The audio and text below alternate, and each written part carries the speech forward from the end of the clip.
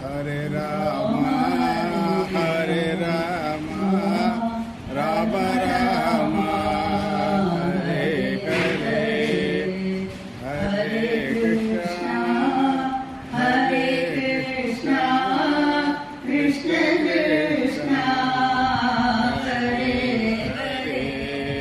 Siddhivinayaka Murti ki सदा सर्वत्र गोविंद नाम संकीर्तनम गोविंद गोविंद जानकी कांत स्मरणम जय जय राम राम हर हर नमः पार्वती पतये महादेव प्रणम्य शिरसा देवं गौरीपुत्रं विनायकम् भक्तावासं स्मरे नित्यम् आयुर्भूपामार्थसिद्धये गुरुर्ब्रह्मा गुरुर्विष्णु गुरुदेवो महेश्वरः गुरुसाक्षात् परं ब्रह्म तस्मै श्री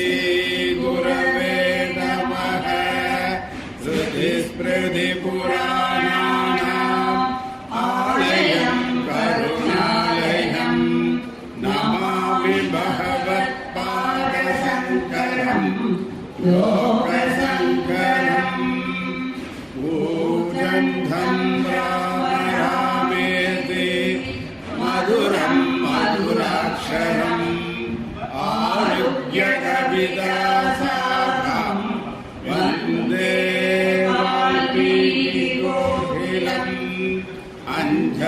अंजनानंदनं वीरं जानकी सोहनासनं कपीशमक्षहन्तारं वन्दे लङ्काभयङ्करं यत्र यत्र रघुनाथकीर्तनं तत्र तत्र चिदमस्तकाञ्जलिं बाष्पवारि परिपूर्णलोचनं मारुतिं नमः राक्षसान्तकं वैदेही सहितं सुरद्रुमतले हैवे महामण्डपे मध्ये पुष्पहमासने मणिमये वीरासने स्वस्थितम् अग्रे वासयति प्रभञ्जनसुतम् तत्त्वं मुनियद्वरम् व्याख्यान्तं भरतादिभिः परिवृतं रामं भजे श्यामलम् बुद्धिर्बलं यशोधैर्यं निर्भयत्वं रोगदा अजाड्यं वाक्पटुत्वं च हनुमस्मरणात् भवेत्. सीता लक्ष्मण भरत शत्रुघ्न समेत श्री रामचंद्र परब्रह्मणे नमः. गुरुवमनपुरेशाय नमः. सद्गुरु शरणारविन्दाभ्यां नमः. वाग्देव्यै नमः. हनुमते नमः. श्लोकैरेत्यश्रवणमात्रेण बद्धुश्च श्रोतॄणां धर्मादिविहितपुरुषार्थसिद्धिप्रदे समस्तकलिकल्पशशासनोत्तरबहुधरे इति श्रीमद् रामायणे वाल्मीकि आदिकाव्ये अद्य वर्धमान रामायण प्रसङ्गः. श्रीहरये नमः. श्रीहरये नमः. श्रीहरये नमः. प्रियपदिயான பரம கருணாமூர்த்தியான ராமச்சந்திர பிரபுவோட பரிபூர்ண கிருபா கடாட்சத்தால இன்றைய தினத்தில் ஸ்ரீமத் வால்மீகி ராமாயணத்திலிருந்து சரணாகதி தத்துவங்களை சொல்லணும் அப்படின்னு பகவான் அனுகிரகம் பண்ணியிருக்கார். வால்மீகி ராமாயணத்தில் யாரெல்லாம் சரணாகதி பண்ணியிருக்கா, சரணாகதி பண்ணி எப்படிப்பட்ட பலத்தை அடைஞ்சிருக்கா அப்படின்னு நாம் இன்னைக்கு பார்க்க போறோம். பொதுவா வால்மீகி ராமாயணத்துல எத்தனை சரணாகதிகள் இருக்கு அப்படின்னு ஒரு கேள்வி வருது. பல பேர் 5, 6, 7 சொல்றா. எத்தனை சரணாகதின்னு பார்ப்போம். பொதுவா வால்மீகி ராமாயணம் அப்படிங்கிறது ஒரு சரணாகதி சாஸ்திரம் அப்படின்னு பெரியவாள்லாம் சொல்றா. ஒரு காவியத்தை அதனுடைய சாரத்தை தெரிஞ்சுக்கணும் அப்படின்னா 6 அடையாளங்கள் முக்கியமா சொல்லியிருக்கா. அதை வச்சுட்டு இந்த காவியம் இதைத்தான் சொல்றது, இந்த காவியத்தோட சாரம் இதுதான்ங்கிறது நம்ம தீர்மானத்துக்கு வந்துவிடலாம். உபக்கிரம உபசம்ஹாரோ அபியாசக அபூர்வதக பலம் அர்த்தபாதோ உபபத்திஷ்ட இந்த 6 அடையாளங்களை வச்சுட்டு ஒரு காவியம் எந்த கருத்தை எந்த சாரத்தை சொல்றது அப்படிங்கறத நம்ம தெரிஞ்சுக்கலாம். உபக்கிரம உபசம்ஹாரோ அப்படின்னா காவியம் எந்த விஷயத்துல தொடங்குறது, எந்த விஷயத்துல பூர்த்தி ஆறுது அப்படிங்கிறத பார்த்தா அதுதான் அந்த காவியத்தோட சாரம். அபியாசக ஒரு காவியத்துல ஒரே கருத்து திரும்ப திரும்ப சொல்லப்பட்டிருந்தால் அதுதான் அந்த காவியத்தோட சாரம். அபூர்வதக ஒரு காவியத்துல ஒரு கருத்தை ஒரு புதிய கோணத்துல ஆராய்ச்சி பண்ணி அதை ரொம்ப விஸ்தாரமா சொல்றார் அப்படின்னா அதுதான் அந்த காவியத்தோட சாரம். பலம் இத பண்ணினா இந்த பலம் உண்டு அப்படின்னு அடிக்கடி அந்த காவியத்துல சொல்லப்பட்டு இருந்தால் அதுதான் அந்த காவியத்தோட சாரம். அர்த்தவாதோ ஒரு காவியத்துல அந்த கருத்தை ரொம்ப புகழ்ந்திருந்தால் அதுதான் அந்த காவியத்தோட சாரம். உபபத்திஷ்ட ஒரு கருத்தை தர்க்க ரீதியா எடுத்துட்டு அதை ரொம்ப விஸ்தாரமா அலசி ஆராய்ஞ்சு சொன்னான்னா அதுதான் அந்த காவியத்தோட சாரம். இந்த 6 அடையாளங்களும் நம்ம பார்த்தோம் அப்படின்னா வால்மீகி ராமாயணத்துல சரணாகதிக்குத்தான் அது பொருந்துறது. ஆகவே ஸ்ரீமத் வால்மீகி ராமாயணம் சரணாகதி தத்துவம் அப்படின்னு பெரியவாள்லாம் சொல்றார். முதல் சரணாகதி பாலகாண்டத்துல வருது. தேவாள்லாம் ஸ்ரீமன் நாராயணன்கிட்ட சரணாகதி பண்றா. கோசலோ நாம முதிதக ஸ்பீதோ ஜனவதோ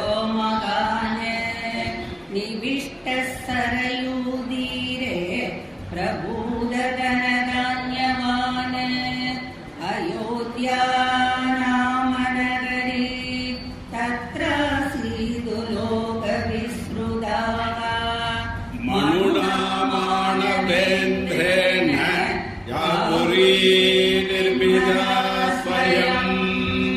சரையூ நதி தடத்துல ஒரு அதி அற்புதமான தேசம் கோசல தேசம். அங்க அயோத்தின்னு ஒரு ராஜ்யம். அந்த ராஜ்யத்தை தசரத சக்கரவர்த்தி ராஜ்யபரணம் பண்ணிட்டு வரார். 60,000 வருஷம்லாம் ராஜ்யம் பண்ணிட்டு வரார்.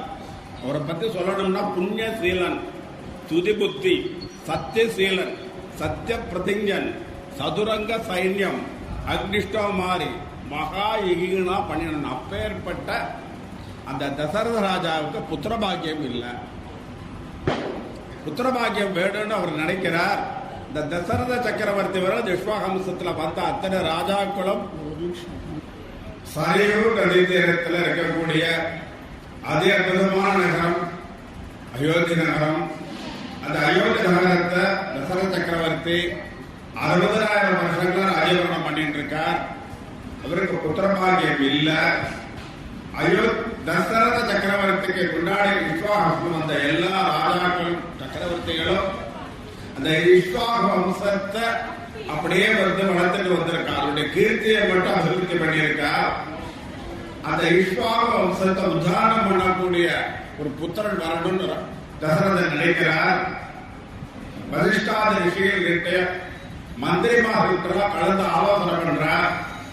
அவளெல்லாம் சேர்ந்து அங்கதேசத்திலிருந்து ரிஷிசங்கரை அழைச்சிட்டு வந்து புத்திரகாமேஷ்டியாகவும் அசமேதியாகவும் பண்ணினா புத்திரபாகியம் கிடைக்கும் அப்படின்னு ஆலோசனை சொல்றார். தசரத சக்கரவர்த்தியே அயோத்தியிலிருந்து புறப்பட்ட அங்கதேசத்திற்கு போய் ரிஷிசங்கரை அழைச்சிட்டு வர ரிஷிசங்கரை வச்சுட்டு அஸ்வமேதையாக முதல்ல பண்றார். பூர்வ ஜென்மாக்கள்ல பாவம் பண்ணியிருந்ததுனால அந்த புத்திரபாகியம் அவருக்கு கிடைக்காம இருக்கு. அந்த பூர்வ ஜென்ம பாவங்களை போக்கணும் அப்படிங்கிறதுக்காக அஸ்வமேத யாகம் பண்றார். 1 வருஷ காலம் அஸ்வமேத யாகம் பண்றார். அஸ்வமேத யாகம் பூர்த்தி பண்ணின பிறகு புத்திரகாபேஷ்டியாகம் தொடங்குறது. பொதுவா ஒரு யஜ்யம் பண்ணினா இந்திராயிஸ்வாகா அப்படின்னு ஆகுதி கொடுத்தா அக்னி பகவான் அந்த ஆகுதியை வாங்கிட்டு போய் அந்த இந்திரன்ட்ட கொடுத்துருப்பார். வருணாயஸ்வாகா ஆகுதி கொடுத்தா அந்த அக்னி பகவான் அந்த ஹவிச வாங்கிட்டு வருண பகவான்கிட்ட கொடுத்துருப்பார். ஆனா தசரதன் பண்ணக்கூடிய புத்திரகாபேஷ்டி யாகத்துல என்ன ஒரு விசேஷம் அப்படின்னா இந்திராயஸ்வாகான ஆகுதி கொடுத்தா இந்திரனே நேரில் வந்து அந்த ஆகுதியை வாங்கிக்கிறான். வருணாயஸ்வாகான ஆகுதி கொடுத்தா வருணனே நேரில் வந்து அந்த ஆகுதியை வாங்கிக்கிறான். இது மாதிரி பிரம்மாதி தேவால் எல்லாரும் நேரில் வந்து அவளுக்கு கொடுத்த ஆகுதியை வாங்கிட்டு சாட்சாத் ஸ்ரீமன் நாராயணன் அந்த யஜ்ஞசாலைக்கு வருவார் எல்லாம் காத்துன்னு இருக்கா. அந்த சமயத்துல ஸ்ரீமன் நாராயணர் அந்த யஜ்ஞசாலையில அவருக்கு வைக்கிறார். ஏதஸ்மின் அந்தரே விஷ்ணுஹு உபயாதே மகாத்யுதிகி சங்கசக்ர கதாவாணிகி விதவாசா ஜகத்பதிகி வைஜதேயம் தாருக்யக. பகவான் ஸ்ரீமன் நாராயணன் கருடவானத்துல வந்து அந்த யஜ்ஞசாலையில வந்து அனுபவிக்கிறார். பாஸ்கர துவயனம் யஜா, ஒரு கார்மேகத்துக்கு மேல ஒரு சூரியன் உதிச்சா எப்படி இருக்குமோ அது மாதிரி கருட பகவானுக்கு மேல பகவான் அனுபவிக்கிறார். கருட பகவான் ரெக்கையை வீசிட்டு வர இந்த கருடனுக்கு மேல சூரியன் மாதிரி உதிக்கின்ற சூரியன் மேல நாராயணன் வர உபயாதோ மகாத்யுதிகி, பகவான் வந்து அவ்வளவு தேஜோமயமா வரான். அது மட்டுமல்ல சங்க சக்கர கதாவாணி வீதவாசக, சங்கம் சக்கரம் கதை போன்ற திவ்ய ஆயுதங்களை எடுத்துட்டு இடுப்புல பட்டு பீதாம்பரங்களை கட்டிண்டு இந்த தேவலோகத்திற்கே தலைவரான ஸ்ரீமன் நாராயணன் அதுக்கு அவப்பிருக்கிறார். ரொம்ப சந்தோஷமா வராராம். ஏன் அப்படின்னா வாசுதேவ சர்வம் இது ச மகாத்மாசு துர்லபாக அப்படின்னு பகவான் கீதையில சொல்றார். எனக்கு உண்டும் சோறும் பருகும் நீரும் தின்னும் வெற்றலையும் எல்லாம் கண்ணனே அப்படின்னு சொல்லிட்டு என்ன சரணடைப்பட பக்தன் கிடைப்பானான்னு பக்தனுக்காக ஏங்கின்னு இருக்கேன் அர்ஜுனா அப்படின்னு பகவான் கீதையில சொல்றார். இந்த யஜ்ஞசாலையில இருக்கக்கூடிய பிரம்மாதி தேவான் எல்லாரும் சாட்சாத் பகவான் நாராயண சரணாகதி பண்ணணும்னு காத்துன்னு இருக்கா. அப்படி சரணாகதி பண்றதுக்கு ஒரு பக்தன் எனக்கு கிடைச்சுட்டான் அப்படிங்கிற ஒரு சந்தோஷத்துல பகவான தேஜஸ் அதிகமாயிடுத்தான். அப்படி தேஜாமயமா பகவான் வந்து அந்த யஜ்ஞசாலையில அவருக்கு கொடுக்கக்கூடிய அந்த வைபாகத்தை வாங்கிக்கிறார். இந்த வைபாகத்தை வாங்கி கொடுத்த உடனே தேவாலாம் பிரம்மாதி தேவாலாம் அந்த பகவானுடைய சரணத்துல விழுந்து சரணாகதி பண்றார். ராவணன், கும்பகர்ணன், இந்திரஜித் இது மாதிரி ராட்சசால் எல்லாம் எங்களை ரொம்ப இம்சப்படுத்துறா. அவளுக்கு வந்து வரங்கள் கொடுத்ததே நாங்க தான். அவ எல்லாருக்கும் வரங்கள் கொடுத்தது நாங்க தான். எங்ககிட்டயே வரங்கள் எல்லாம் வாங்கிட்டு ரொம்ப இம்சப்படுத்துறா. அவளெல்லாம் நீங்க ரதம் பண்ணி எங்களை ரட்சணை பண்ணணும் பிரார்த்தனை பண்றா.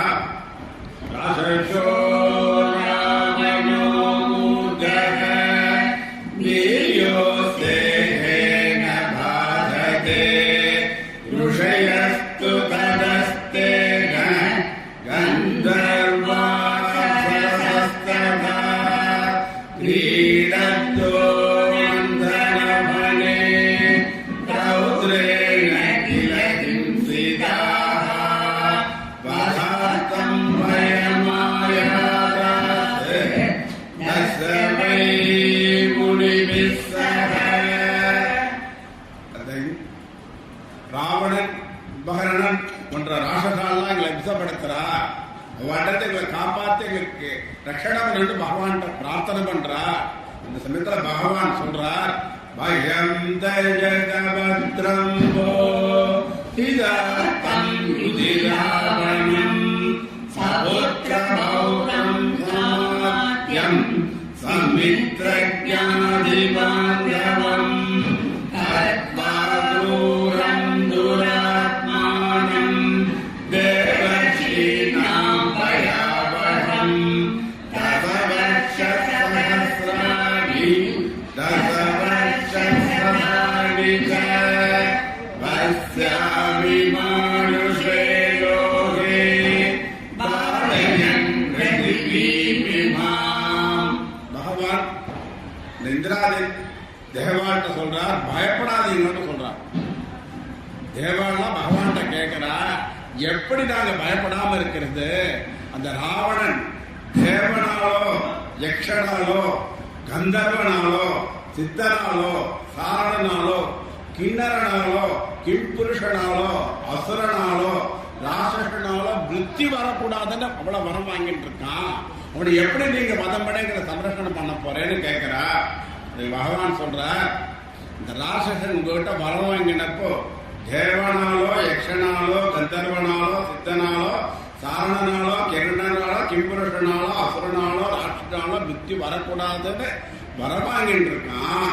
அந்த ராவணன் உன்னை மறந்து விட்டான். மனுஷனாலோ அல்லது மிருகத்தாலோ தனக்கு விருத்தி வரக்கூடாதுங்கிற வரத்தை வாங்கிக்க மறந்துட்டான்.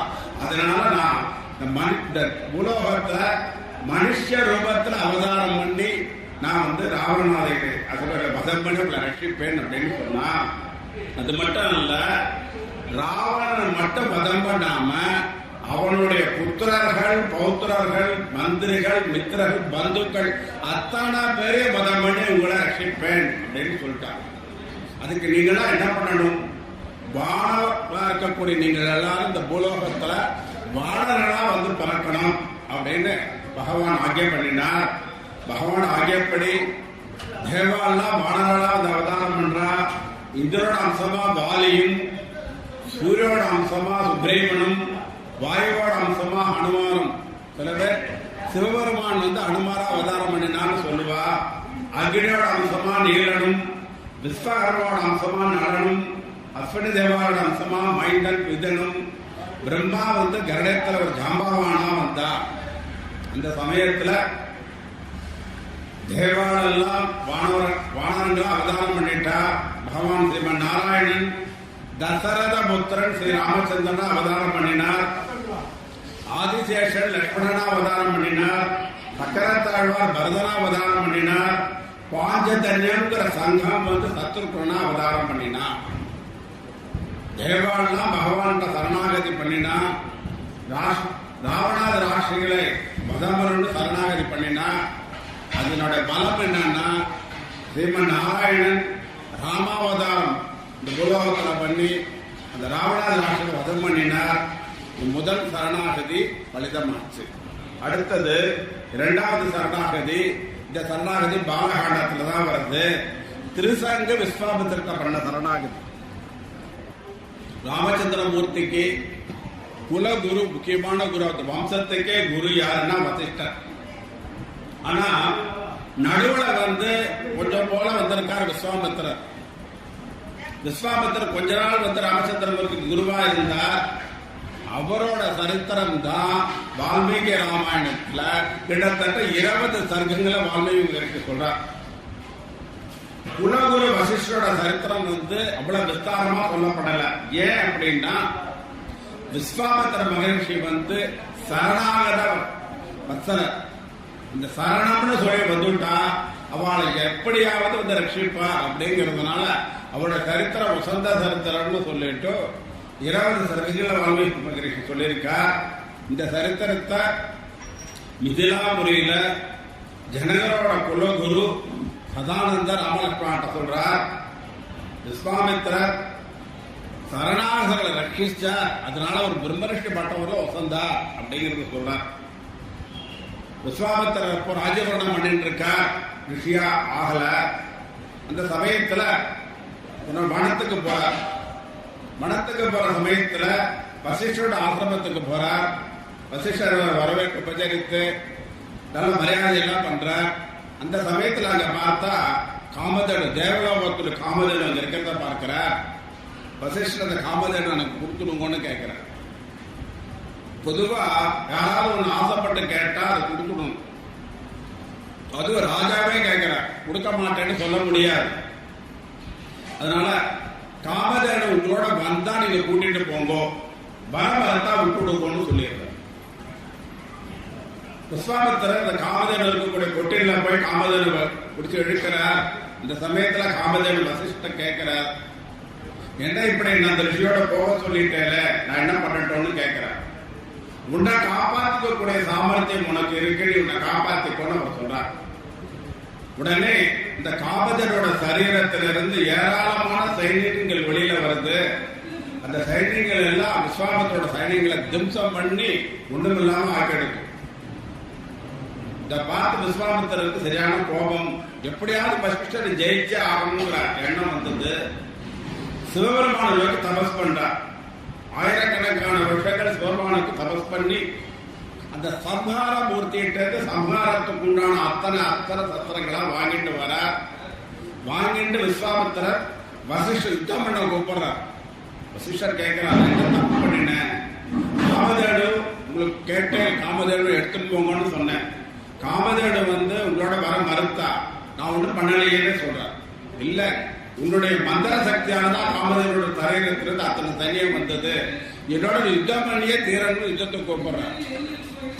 வசிஷ்டர் பார்த்தா தன்னோட பிரம்மதண்டத்தோட ஆசமத்தை வாசல்ல சொருகி வச்சுட்டு கையை கட்டி நின்றுட்டார். விஸ்வாமித்திரர் சம்ஹாரத்திற்கான அத்தனை ஆயுதங்களையும் பிரயோகம் பண்றார்.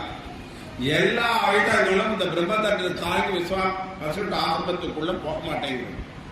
கடைசியா பார்த்தார், பிரம்மாஸ்திரத்தை எடுத்து பிரம்மாஸ்திரத்தை மந்திரம் ஜபிச்சு அந்த பிரம்மாஸ்திரத்தை அனுப்புறார்.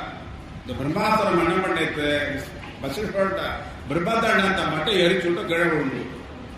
இன்னுமே புரியல விஸ்வாமித்திரர், இவ்வளவு அஸ்திர பலம் சஸ்திர பலம் எல்லாம் எங்க போச்சு, அந்த பலம் நமக்கு பயன்படலையே அப்படின்னு நினைக்கும் பொழுது அவருக்கு தோணித்து, திக்பலம் சத்திரிய பலம் பிரம்மதேஜோ பலம் பலம்னு தோணித்தான்.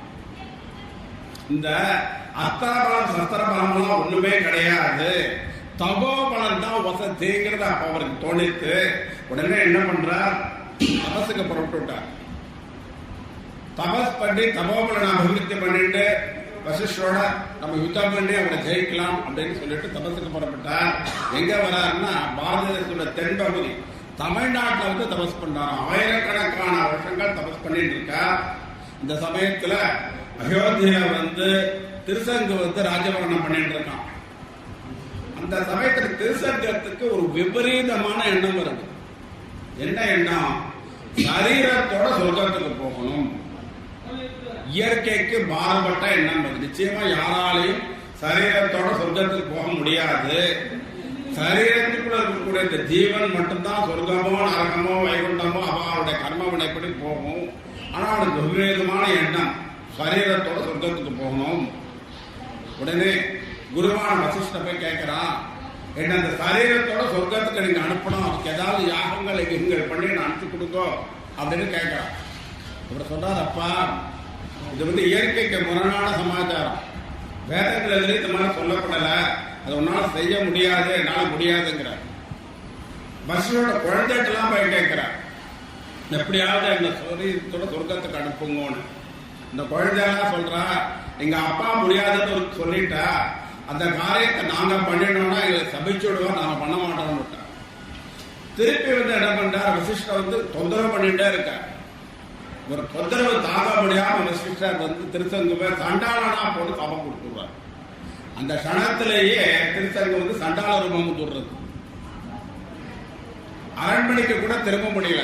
அரண்மனைக்கு உள்ள போகிறது பார்த்தனா காவலாளிகள் சண்டாளன் வரான்னு விரட்டி அடிச்சுடுறார். நேரா அப்படியே போயிட்டே இருக்கார். வழியில பார்த்தா விஸ்வாமித்திர சந்திக்கிறார். விஸ்வாமித்திர விழுந்து சரணாகதி பண்றார். ததமே பரமாத்மஸ்ய பிரசாதாம்பிகாம்சதஹ கத்துமர்க்கசி பத்ரம் தே தெய்வோ பஹர கர்மணஹ. கால்ல விழறார். என்ன என்னப்பா வேணும், கால விடறியே அப்படின்னு கேட்கிறார். யாரோ சண்டாளன் கால விடறான்னு நினைக்கிறார். ஒரு எழுந்துட்டு பார்க்கும் போதுதான் திருசங்குன்னு தெரியறது. என்ன வேணும்னு கேட்கிறார். திருசங்கைக்கு ரொம்ப வாக் சாமர்த்தியம் உண்டு. அதனால எடுத்தடுப்புலயே சொல்றேன், நான் வசிஷ்டர்கிட்ட போய் சரீரத்தோட சொர்க்கத்துக்கு அனுப்பணும்னு கேட்டேன். வசிஷ்டர் முடியாதுன்னு சொல்லிட்டான்னு சொல்றேன். வசிஷ்டரால முடியாது, நான் செஞ்சு வைப்பேன் விஸ்வாமித்திரர் சொல்லுவான்னு எதிர்பார்த்து சொல்றேன். ஆனா விஸ்வாமித்திரர் திருசங்க ரட்சணம் பண்ணினதற்கு என்ன காரணம் அப்படின்னா, சரணாகதேன்னு யாராவது காலில் வந்து விழுந்து விட்டா அவ கொலை பண்ணக்கூடியவாளா இருந்தாலும் கொலை பாதகம் பண்ணினவாளா அவளை மன்னிச்சு அவளுக்கு ரட்சணம் பண்ணணும், அவளுக்கு தண்டிக்க கூடாதுன்னு வேதம் சொல்றது. அதனால சரணாகதி எப்படி நம்ம காலில் விழுந்து ரட்சணம் பண்ணணும், உனக்கு என்ன வேணும்னு கேட்கிறார். நான் சரீரத்தோட நான் சொர்க்கம் போகணும், அதுக்கு நீங்க ஏதாவது யாகங்கள் பண்ணி அனுப்பிச்சுக்கோன்னு சொல்றார். உடனே விஸ்வாமித்திரர் யாகத்துக்கு ஏற்பாடு பண்றார். நிறைய யஜ்யாக்களை அழைச்சிட்டு வரார். பூர்ணாகதியெல்லாம் கொடுக்கிறார். பூர்ணாகெல்லாம் கொடுத்து முடித்த பிறகு திருசங்கு ஸ்வசரீரக சொர்க்க கச்சது ஸ்வாஹா அப்படின்னு ஒரு ஆகுதி கொடுக்கிறார். இந்த ஆகுதிக்கு கண்டிப்பா திருசங்கு சொர்க்கத்துக்கு போகணும், ஆனா போகல அங்கேயே தான் இருக்கும். ஒண்ணுமே புரியல. அந்த யஜ்யாக்கள்லாம் சொல்றா, எப்படி சொர்க்கத்துக்கு போவான், அதுவும் ஸ்வசரீரத்தோட சொர்க்கத்துக்கு போவானா?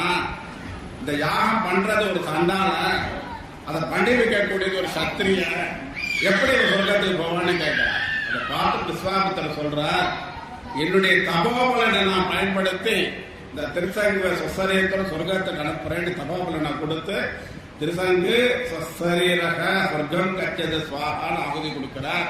திருசங்கு அந்த சண்டான ரூபத்தோட சொர்க்கத்துக்கு போறான் நேரம். இந்திரன் பாக்குறாங்க இருந்து, யாரோ ஒரு சண்டான் சொர்க்கத்துக்கு வரானே அப்படின்னு நினைச்சிட்டு என்னோட வஜ்ராயத்தால தலையில ஒழுங்கி போட போடுறான். தலை உட்புற கீழே இறங்கி வரான். குருநாதா விஸ்வாமித்திரரே, நான் தலைகீழ வந்துட்டு இருக்கேன், நான் காப்பாத்துங்கன்னு பழனி சரணாகதி பண்றான். அவர்கிட்ட கொஞ்சம் நெஞ்சம் இருந்த தபோபலனை உபயோகப்படுத்தி அத்திரைவ திருஷ்ட அங்கேயே இருன்னு அவர் சொல்றார். சொர்க்கத்துக்கும் போகாம பூலோகத்துக்கும் வராம நடுவுல வந்து தலைகீழ நிற்கிறான். இப்படி நான் தலைகீழ தொகை விட்டுட்டாலே அப்படின்னு அங்கிருந்து மீண்டும் ஒரு சரணாகதி. விஸ்வாமித்திரர் தன்னுடைய முழு தபோபலனை பயன்படுத்தி திருசங்கைக்காக அங்கேயே ஒரு சொர்க்கத்தை நிர்மாணம் பண்றார். சொர்க்கத்தை நிர்மாணம் பண்ணிட்டு பூலோகம் மற்ற லோகத்தை நிர்மாணம் பண்ண முயற்சி பண்றார். பிரம்மா அங்க வந்துடுறார். பிரம்மா வந்து விஸ்வாமித்திரர் நமஸ்காரம் பண்ணி, போதும் நீங்க சொர்க்கத்தை சிருஷ்டி பண்ணது போதும், என்னுடைய வேலை நீங்க செய்ய வேண்டாம், உங்களுடைய தபோபலனை கொஞ்சம் பாருங்கன்னு சொல்றார். பார்த்தா விஸ்வாமித்திரோட தபோபலன் சைபர். எல்லா தபஸ்தியோட பலனையும் ஆயிரக்கணக்கான வருஷங்கள் வசிஷ்டரை ஜெயிக்கணும்னு பண்ண தபஸ் பலன் எல்லாத்தையுமே திருசங்குக்காக கொடுத்து தீர்ந்து போயிடுது.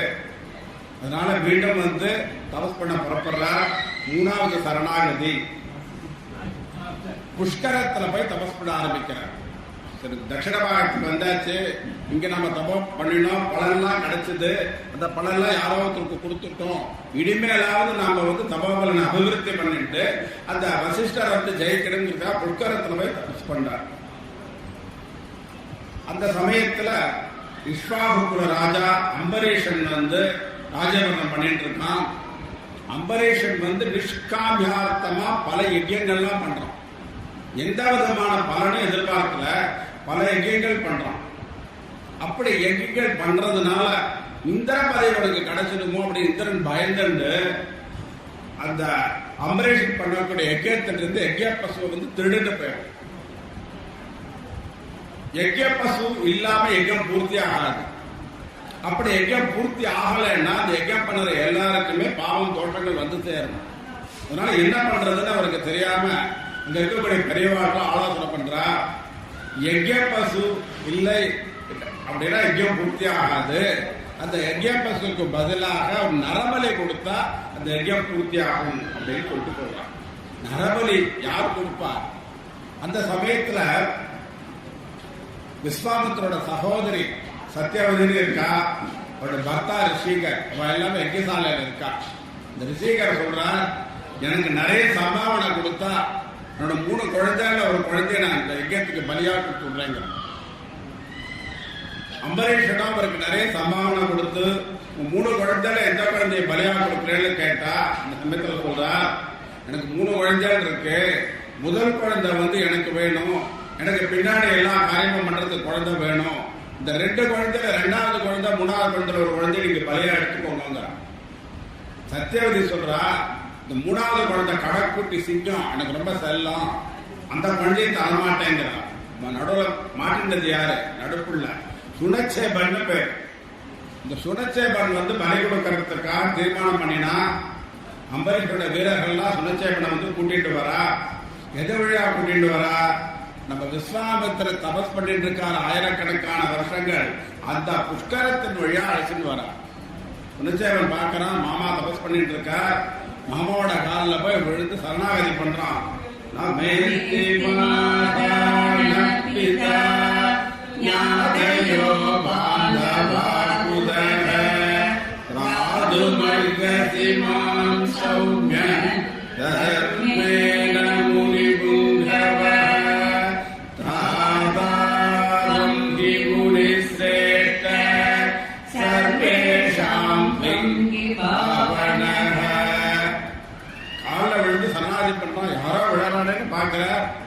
இந்த மர்மா நீ மர்மாண்டா மாமா, யாராருக்கோ தபாபலங்களை பயன்படுத்தி எவ்வளவு அனுகிரகம்லாம் பண்ணியிருக்கேன், உனக்கு என்ன பண்ணணும் சொல்லுடான்னு கேட்கிறார். உபச்சேன்னு சொல்றான், அம்பரீஷன் பண்ணக்கூடிய யாகத்துல என்ன பலியா கூட்டிட்டு போறா, நீங்க எப்படியாவது காப்பாத்து ரட்சணை பண்ணணும்னு சொல்றா. விஸ்வாமித்திரோட குணத்தை பாருங்கோ. தன்னுடைய 100 பிள்ளைகளை கூட்டார். சுனச்சேபனை யஜ்யத்துல பலி கொடுத்தா கூட்டிட்டு போறா. அவனுக்கு நான் சரணாகதி கொடுத்துட்டேன், உங்களை யாராவது ஒருத்தர் போய் பலியாயிடுங்கன்னு சொல்றான். இந்த குழந்தைகள் யாருமே போறதுக்கு மறுக்கிறா. அவள் எல்லாரும் சண்டாளா போன சாபம் கொடுத்துடுறா. சாபம் கொடுத்துட்டு தன்னுடைய தபாபலனை பயன்படுத்தி விஸ்வாமித்திரர் உபேந்திர மூர்த்தியை குறித்து ஒரு மந்திரத்தை சுபச்சேனுக்கு உபதேசம் பண்றார். உபதேசம் பண்ணிட்டு சொல்றார், நானும் உன்னோட யஜ்யசாலைக்கு வரேன், உன்னை யூப சம்பத்துல கட்டி பலி கொடுக்கிற சமயத்துல இந்த மந்திரத்தை நீ சொன்னா பகவான் உன்னை காப்பாற்றுவா அப்படின்னு சொல்லி அனுப்புறார். விஸ்வாமித்திரரோட சுனச்சேபன் அம்பரீஷ ராஜா செய்யக்கூடிய யஜ்யசாலைக்கு வரா. அந்த யஜ்யத்தில் செய்ய வேண்டிய பரிகார பூஜைகள் எல்லாம் முடித்த பிறகு சுனச்சேபன் யூப சம்பத்துல கட்டி பலி கொடுக்கறதுக்காக அந்த யஜ்யா கத்தி எடுத்துட்டு போறார்.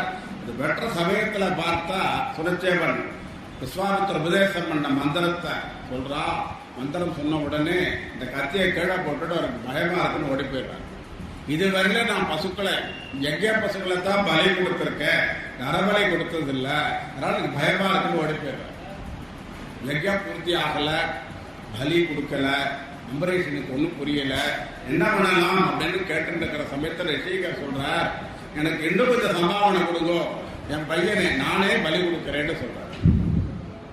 தன்னுடைய பிள்ளை சுனச்சேபனை பலி கொடுக்கறதுக்காக யூப சம்பத்து அருவாளை வாங்குறார். நிறுத்து அப்படின்னு சத்தம் கேட்கிறது. பார்த்தா ஸ்ரீமன் நாராயணன் அந்த யஜ்யசால அவதரிக்கிறார். அம்பரீஷா, நீ இந்த யாகத்தை நிறுத்திடு, உன்னுடைய யாகத்தினால நான் ரொம்ப திருப்தி அடைஞ்சு விட்டேன், பலி கொடுக்காது அப்படின்னு சொல்லி ரட்சணை பண்றார். இந்த யாகம் அத்தோட பூர்த்தியா இருக்கு. நம்ம காலில் சரணன்னு ஒருத்த விழுந்து விட்டா அவனுக்கு நம்மால என்ன முடியுமோ அதை கண்டிப்பா செஞ்சே தீரணும். அதைத்தான் விஸ்வாமித்திரர் செஞ்சு காட்டினார். அப்படி செஞ்சு காட்டி சரணாகதிக்கு ரட்சணை பண்ணினதுனால அவர் பிரம்மரிஷி ஸ்தானத்திற்கு ஒசந்தார். இந்த சரணாகதியும் பலிதமாச்சு. அடுத்த சரணாகதி தசரதர் பரசுராமர்கிட்ட பண்ண சரணாகதி. சீதா கல்யாணம் ஆயிடுத்து. மிதிலையில இருந்து 4 நூதன தம்பதிகள் அயோத்திக்கு பரிவாரத்தோட வந்துட்டு இருக்கா. தசரத மகாராஜா பத்தினோட வரா. பரிவாரங்கள் எல்லா படைகளும் உடைசூழ வந்துட்டு இருக்கா. சீதா, ராமர், லக்ஷ்மணன், ஊர்மிளா, பரதன், மாண்டவி, சத்ருக்கன், சுத்தகீர்த்தி, இந்த 4 தம்பதிகள் வந்துட்டு இருக்கா. வர வழியில பார்த்தா ஒரு பெரிய கடூரமான சப்தம் கேட்கிறது. என்ன சப்தம்? எல்லாரும் நின்று பார்த்தா ஒரு பெரிய ரூபத்தோட ஒருத்தர் வர. யார்? பரசுராமர் வர.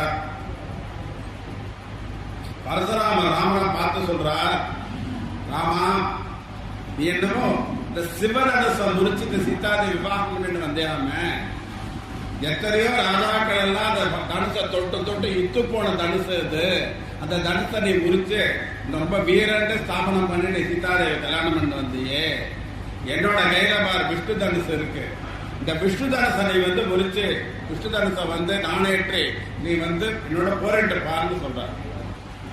ராமச்சந்திரன் ஒன்றே சொல்ல பேசாம நின்று இருக்கார். தசரத சக்கரவர்த்தி பரசுராமர்கிட்ட சரணாகதி பண்றார். சத்ரரோஷ பிரசந்தஸ்வம் பிராமணஸ்ய மகாயசாக பாலானாம் மம புத்ராணாம் அபயம் தாதுமர்ஹசி. பரசுராமர்கிட்ட தசரத மகாராஜா சரணாகதி பண்றார். தசரத மகாராஜா பண்ணக்கூடிய சரணாகதியை பரசுராமர் ஏத்துக்கல, எட்டி உதச்சுடுறார். சரஸ்வரர் மயக்கம் போட்டு விழுந்துடுறார். பொதுவா சரணாகதி யார் வேணும்னாலும் பண்ணலாம், ஆனா யார்கிட்ட சரணாகதி பண்ணணும்னா இந்த பகவான்கிட்ட தான் சரணாகதி பண்ணணும். அல்லது பெருமை எளிமை எல்லாமே இருக்கக்கூடிய ஒரு ஆச்சாரியன்கிட்ட சரணாகதி பண்ணணும். பரசுராமர் கையில கோடாலை வச்சுட்டு ஆவேசமா இருக்கார். அவர் பரசுராமர் பூர்ணாவதாரம் இல்ல, பகவான் அவதாரம் தான், ஆனா அம்சாவதாரம். அப்போ அம்சாவதாரமா இருக்கக்கூடிய பரசுராமரை ராமரோட போது அவரால் ஜெயிக்க முடியல. ஏன்னா பகவான் ராமச்சந்திரமூர்த்தி பூர்ணாவதாரம். பரசுராமர்கிட்ட பெருமை உண்டு, எளிமை கிடையாது. சரணாகதி பண்றவா நம்ம கிட்ட காக்கிற அளவுக்கு அவளுக்கு பெருமையும் சக்தியும் இருக்கும். மகாபாரதத்துல பார்த்தா ஜனமேஜயன் சர்ப்பசந்தி யாக்கியம் பண்றான். தர்ஷகன்கிற பாம்பு தீண்டி அவருடைய பிதா பரிசு காலகதி அடைஞ்சுட்டாருங்கிறதுக்காக அத்தனை சர்ப்பங்களையும் பழிவான சர்ப்பசந்தி யாகம் பண்றான். இந்த சர்ப்பசந்தி யாகம் தர்ஷகனை நோக்கி குறிச்சுதான் பண்றான். எல்லா சர்ப்பங்களும் அந்த யாகத்துல ஒவ்வொன்னா கூட்டம் கூட்டமா விழுந்து, தர்ஷகன் மட்டும் வரல. தர்ஷகன் என்ன பண்றான், இந்திரன் போய் சரணாகதி அடையறான். இந்திரன் சுலபமா சொல்றான், நான் இருக்கேன், அவனை காப்பாத்துறேன், அவனோட சேருக்கு அடியில உட்காந்துக்கோங்க. இந்திரோட சிம்மாசனத்துக்கு தர்ஷகன் உட்காந்துட்டான். எல்லா சர்ப்பங்களும் கூட்டம் கூட்டமா அந்த சர்ப்பசந்தி யஜ்ஞத்துல விழுந்துட்டே இருக்கு. தர்ஷகன் மட்டும் வரல. அப்ப அங்க இருக்கக்கூடிய யஜ்ஞா ஞானதிஷ்டில பார்க்கிற இந்திரன் தர்ஷகனுக்கு அடைக்கல கொடுத்து தன்னுடைய சிம்மாசனத்துக்கு அடையில வச்சுட்டு இருக்கிறத பார்த்துட்டு அடுத்த ஆகுதில்ல தர்ஷகன் இந்திரனோட சேர்ந்து இங்க வரட்டும் ஜபிக்கிறார். தர்ஷனா அப்படியே வரான். இந்திரன் சிம்மாசனத்தோட வேகமா வரான். பார்த்தான், நிச்சயமா தர்ஷனோட நானும் இந்த யாகத்துல விழுந்து அழிஞ்ச போயிடுவோம்னு சொல்லிட்டு உதவச்சு தர்ஷனை தலையிட்டு எத்தனை புரட்டு போயிடும். அப்போ சரணாகதி நாம யார்கிட்ட பண்ணணும் அப்படின்னா, நாம சரணாகதி பண்றவால நம்ம காப்பாற்றணும். நம்மள எந்த விதமான ஒரு இடைஞ்சல் வந்தாலும் அதை தாண்டி நம்மளை காப்பாற்றக்கூடியவாளுக்கு தான் சரணாகதி பண்ணணும். தசரதர் பரசுராமன் சரணாகதி பண்ற அந்த சரணாகதி பலிக்கல. ஏன் அப்படின்னா, அவருடைய சரணாகதி ஏற்கக்கூடிய அளவுக்கு பரசுராமன் எளிமையும் கருணையும் இல்லை. அதனால தசரதர் பரசுராமர்கிட்ட பண்ண சரணாகதிக்கு உதாரணம் சொல்றா, உப்பு மூட்டையை போட்டு நதி வெள்ளத்தை தடுத்த மாதிரி போயிடுத்துங்கிறான். இந்த சரணாகதி பலிதமாகல. அடுத்த சரணாகதி லக்ஷ்மணர் சீதாராமர்கிட்ட பண்ண சரணாகதி. பட்டாபிஷேகம் நாளைக்குன்னு சொல்றார். அப்பவும் ராமச்சந்திர பிரபு சந்தோஷமா இருக்கார். காலங்கரா தூட்டோட பட்டாபிஷேகம் காட்டுக்கு போகிறார். அப்போ ராமச்சந்திரமூர்த்தி சந்தோஷமா தான் இருக்கார். பித்ருவாக்கிய பரிபாலனம் பண்றதுக்காக ராமச்சந்திரமூர்த்தி மனத்துக்கு புறப்படுறார். மாதா கௌசல்யா தேவிகிட்ட போய் உத்தரவு வாங்கிக்கிறதுக்காக கற்பது அந்தர்பத்துக்கு போய் உத்தரவு வாங்கிக்கிறார். கௌசல்யா தேவி கேட்கிறார், என்னப்பா ராமா, உனக்கு பட்டாபிஷேகம் இன்னைக்கு கேள்விப்பட்டேனே, பட்டாபிஷேகம் முடிஞ்சு எனக்கு நமஸ்காரம் பண்ணி ஆசீர்வாதம் வாங்கிக்க வருவேன்னு நினைச்சிட்டு இருக்கிற சமயத்துல இப்படி காட்டுக்கு போறேன்னு சொல்றேப்பா அப்படின்னு கேட்கிறேன். இல்லம்மா, பித்ருவாக்கிய பரிபாலனப்படி அப்பா சொன்னபடி நான் 14 வருஷங்கள் காட்டுக்கு போகணும், பரதன் தான் நாட்டை ஆளணுங்கிறான். நீ சொல்றதெல்லாம் சரிதான்ப்பா, பரதன் என்னோட குழந்தை தான், பரதன் நாட்டை ஆளட்டும், வேண்டான்னு சொல்லல. அதுக்கு நீயே காட்டுக்கு போகணும், நீ காட்டுக்கு போக வேண்டாம், அங்கேயே இருங்கிறான். இல்லம்மா, அப்பா சொன்ன வார்த்தையை நான் பூரணமா 100% கடைபிடிக்கணும். அப்பா என்ன சொல்லிருக்கார், ராமன் 14 வருஷங்கள் காட்டுக்கு போகணும், பரதன் ஆளாளன்னு சொல்லிருக்கார். நான் வனத்துக்கு போறேன்னு சொன்ன பிறகு அரை மனசா போயிட்டு வாப்பான்னு உத்தரவு கொடுத்துட்டான். சீதாதேவியோட அந்தப்புறத்துக்கு வர சீதார அந்தப்புறத்துல வந்து சொல்றம்மா, அப்பா உடைய உத்தரவுப்படி நான் 14 வருஷங்கள் வனவாசம் போறேன், நீங்க சௌரியமா இரு, உன்ன அம்மாக்கெல்லாம் இருக்கா பாத்துப்பா, கௌசல்யா அம்மா இருக்கா, சுமித்ரா அம்மா இருக்கா, கைகேயி அம்மா இருக்கா பாத்துப்பா, லக்ஷ்மணன் இருக்கான், பரதன் இருக்கான், சத்ருன் இருக்கா, எல்லாரும் பத்திரமா பாத்துப்பா, நீங்க இரு, நான் வனத்துக்கு போயிட்டு வந்துடுறேன் அப்படின்னு சொன்னா சீதாதேவி சொல்றா, அக்ரஸ்தே கவிஷ்யாமி விக்னந்தி குசகண்டகான் அப்படிங்கிறான். உங்களுக்கு முன்னாடி நான் வனத்துல இருப்பேன், உங்களுக்கு முன்னாடி வனத்துக்கு நான் வருவேன்னு சொல்றேன். அதாவது வனத்துல பார்த்தா கல்லு முள்ளு இந்த மாதிரி இருக்கக்கூடிய பொருட்கள் எல்லாம் நம்ம காலில் குத்தும். அதனால உங்களுக்கு முன்னாடி ராமச்சந்திரனுக்கு முன்னாடி நான் நடந்து போய் அந்த கல்லு முள்ளு எல்லாத்தையும் என்னோட காலில் வாங்கிக்கிறேன் அப்படின்னு சீதாதேவி சொல்றா. ராமர் சொல்றார், அம்மா காடு ரொம்ப சூடா இருக்குமா, அந்த சூடு உனக்கு தாங்குமோ அப்படிங்கிறார். அம்மநாட்டாளர் சொல்றார், உன் பிரிவினும் சுடுமோ பெருங்காடுங்கிறார். உன்னுடைய பிரிவை விட அந்த காடு வந்து ரொம்ப சூடா இருக்குமா அப்படிங்கிறார். அதெல்லாம் சொல்லிட்டு கொஞ்ச நாளைக்கு முன்னாடி நீங்க பேசிட்டு அம்மாட்ட பேசிட்டு நான் கேட்டேன், அம்மா வந்து உங்களோட காணாதத்துக்கு வரேன்னு சொன்னா அந்த சமயத்துல நீங்க என்ன சொன்னேன், அப்பா எங்க இருக்காரோ அந்த இடத்துல தான் அம்மா இருக்கணும்னு சொன்னேன், எந்த இடத்துல பர்த்தா இருக்காரோ அந்த இடத்துல தான் பத்தினியும் இருக்குன்னு அம்மாட்ட சொன்னேன். அப்போ மாமியாருக்கு ஒரு சட்டம், மருமகள் எனக்கு ஒரு சட்டமா, அப்போ அம்மா கௌசல்யா வந்து அயோத்தியில அப்பாவோட கூட இருக்கணும் அப்படின்னா நான் வந்து வனத்துக்கு போகும் கூட தானே இருக்கணும், அதனால உங்களோட வனத்துக்கு தீர்மானமா வருவேன்னு சீதாதேவி சொன்னாலாம். அப்பதான் அந்த பழமொழி வந்துதான், ராமன் இருக்கிற இடம் சீதை அயோத்திங்கிற பழமொழி அப்பதான் உருவாச்சுன்னு சொல்றான். யஸ்வயா சகச ஸ்வர்க நிறையோ யஸ்வா வினா. சீதாதேவி சொல்றா, உங்களோட இருந்தா நீங்க இருக்கிற இடம் தான் எனக்கு சொர்க்கம், உங்களை விட்டு பிரிஞ்சா அது நரகம்னு சொல்றான். இந்த சம்பாஷணை எல்லாம் முடிஞ்சு ராமச்சந்திர பிரபு சீதாதேவியை பணத்துக்கு அழைச்சிட்டு போறதாக தீர்மானம் பண்ணி அவன் அந்தப்புறத்தை விட்டு வெளியில வர இந்த வாசப்படையில லட்சுமணாழ்வார்கிட்ட கையை கட்டிட்டு காத்துட்டு இருக்காரு. 2 பேரும் வெளியில வந்ததை பார்த்த உடனே புருஷாகாரத்துக்காக ஒரு ரெக்கமெண்டேஷனுக்காக சீதாதேவியோட சரணத்தை ஒரு கையில பிடிச்சிட்டு ராமச்சந்திரன் மூர்த்தியோட சரணத்தை பிடிச்சிட்டு சரணாகதி பண்ணினான். தபாது சரணோ காடம் நிபீத்ய ரகுநந்தன சீதாமுவாச அதிசயா நாகவம் மகாவிதம் பவான் சுசகவைதேய கிரிஜானுஷுரம் சதே ஆகம் சர்வம் கரிஷ்யாமி யாத்ரதஸ்தவதஸ்ததே. எந்த சரணாகதி பண்ணினார் ராமா? எல்லா காலத்திலும் எல்லா நேரத்திலும் எல்லா இடத்திலும் எல்லா விதங்களும் கைங்கரியம் பண்ணிட்டே இருக்கணும், ஜென்மா முழுக்க கைங்கரியம் பண்ணிட்டே இருக்கணும், இந்த வரத்தனுக்கு அனுகிரகம் பண்ணணும்னு சரணாகதி பண்ணினாராம். ராமச்சந்திர பிரபு 14 வருஷங்கள் அயோத்திய ராஜ்யத்தை இழந்தார். ஆனா லக்ஷ்மண பிரபு தன்னுடைய கைங்கரிய ராஜ்யத்தை வந்து ஒரு க்ஷணம் கூட இழக்கல. கைங்கரியம் பண்றதுதான் லக்ஷ்மணுக்கு ராஜ்யம். அந்த ஒரு வரத்தை ராமச்சந்திர பிரபு லக்ஷ்மண சுவாமிக்கு கொடுத்தார். இந்த சரணாகதி பலிதமாச்சு. அடுத்த சரணாகதி பரதன் ராமச்சந்திர பிரபு பண்ண சரணாகதி. விவாகத்துக்கு அப்புறம் பரதன் சத்திரகேனோட சேர்ந்துட்டு மாதுள கேகே நாட்டு மன்னர் ராஜா சுதாஜித் கிரகத்தில் இருந்திருக்கார். 14 வருஷங்கள் கழிச்சு அவ அயோத்திக்கு திரும்பி வரா. அந்த அயோத்திக்கு அவ வர சமயத்துல ராமச்சந்திரமூர்த்தி வனவாசத்துக்கு புறப்பட்டு சித்திரகூடத்துல வந்து தங்கியிருக்கார். அந்த தகவல்லாம் கேள்விப்படுறார். தசரதன் காலகதியானியும் 2ஆம் ராமர் வனவாசம் பண்ணது கேள்விப்படுறார். மொத்த பரிவாரத்தை திரட்டாராம்.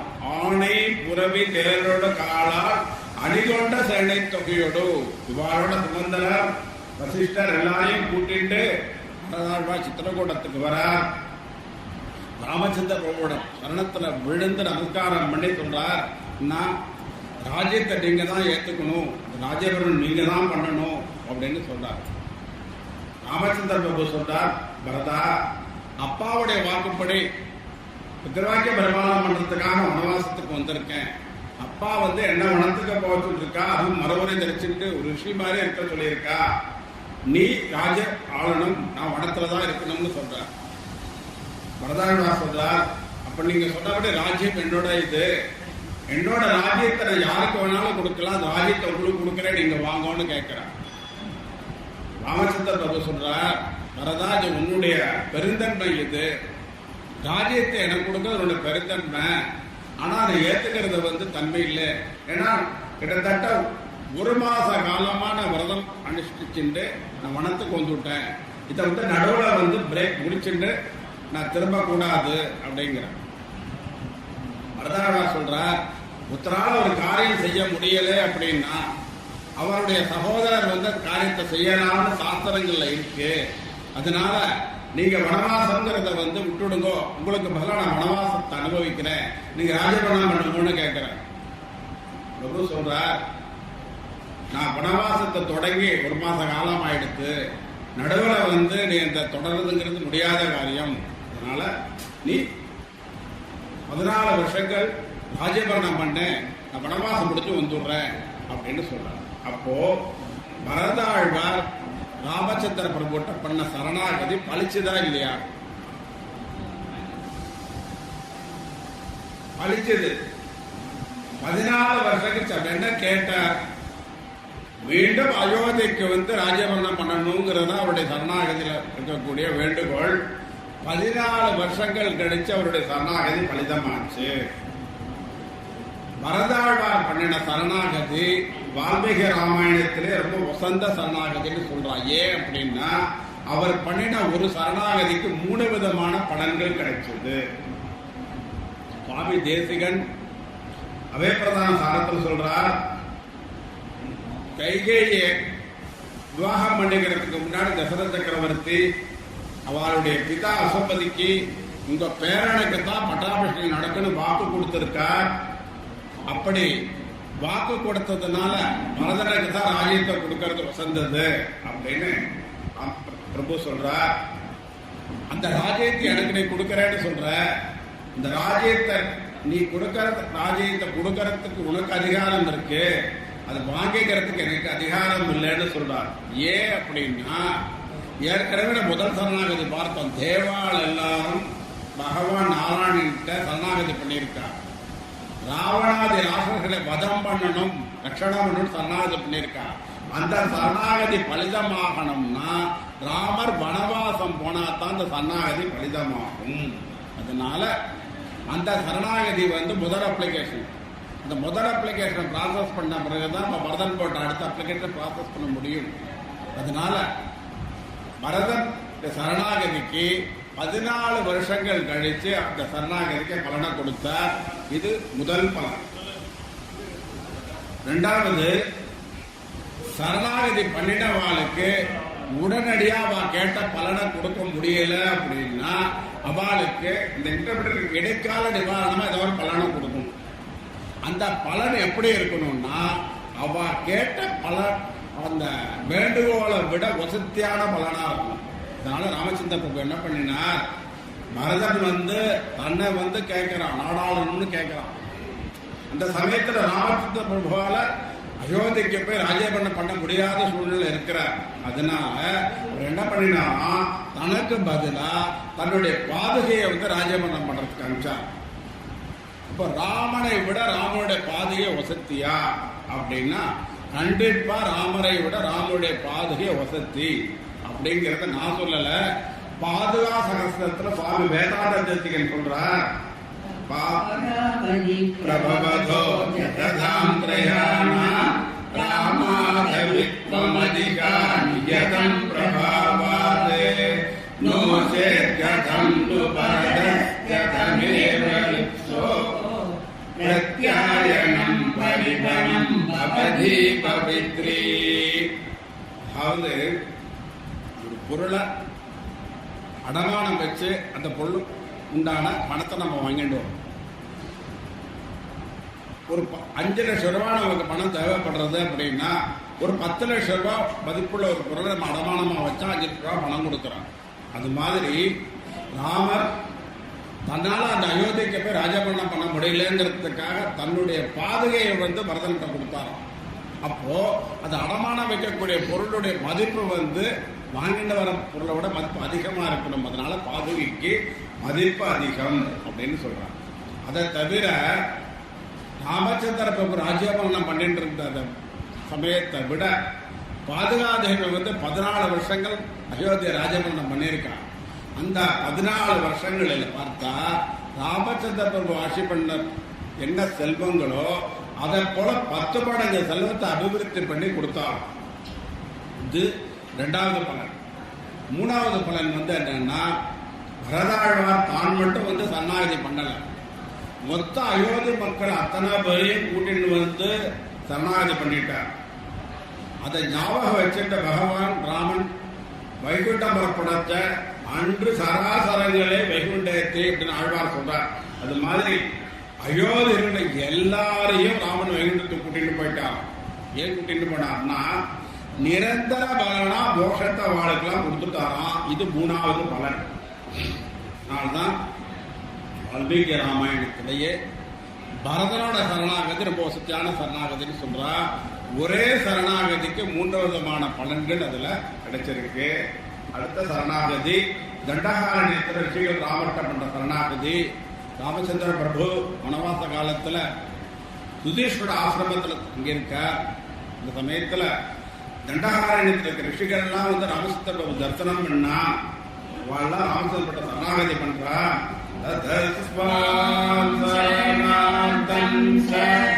சரண்யம் சமுபஸ்திதாஹ பரிபாலயனோ ராம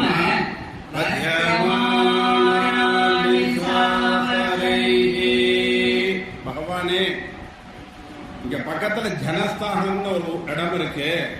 இந்த ஜனஸ்தானத்துல ராவணனுடைய பந்துக்கள் எல்லாம் இருக்கா. கரண், தூஷணன், திருசஸ் போன்ற ராவணோட பிரதிநிதிகள் எல்லாம் அங்க இருக்கா.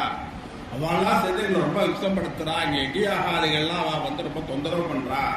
அவ எல்லாரையுமே நீதான் சம்ஹாரம் பண்ணி வதம் பண்ணி காத்து ரட்சிக்கணும்னு சரணாகதி பண்ணினா.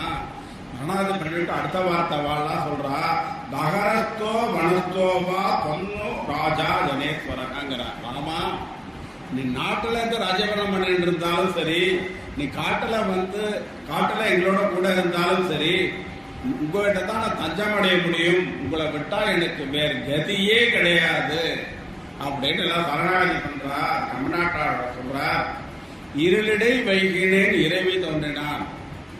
இருட்டுல பெரிய வெளிச்சம் தோன்ற மாதிரி ராமச்சந்திர ஒரு காட்சி அளிச்சாராம்.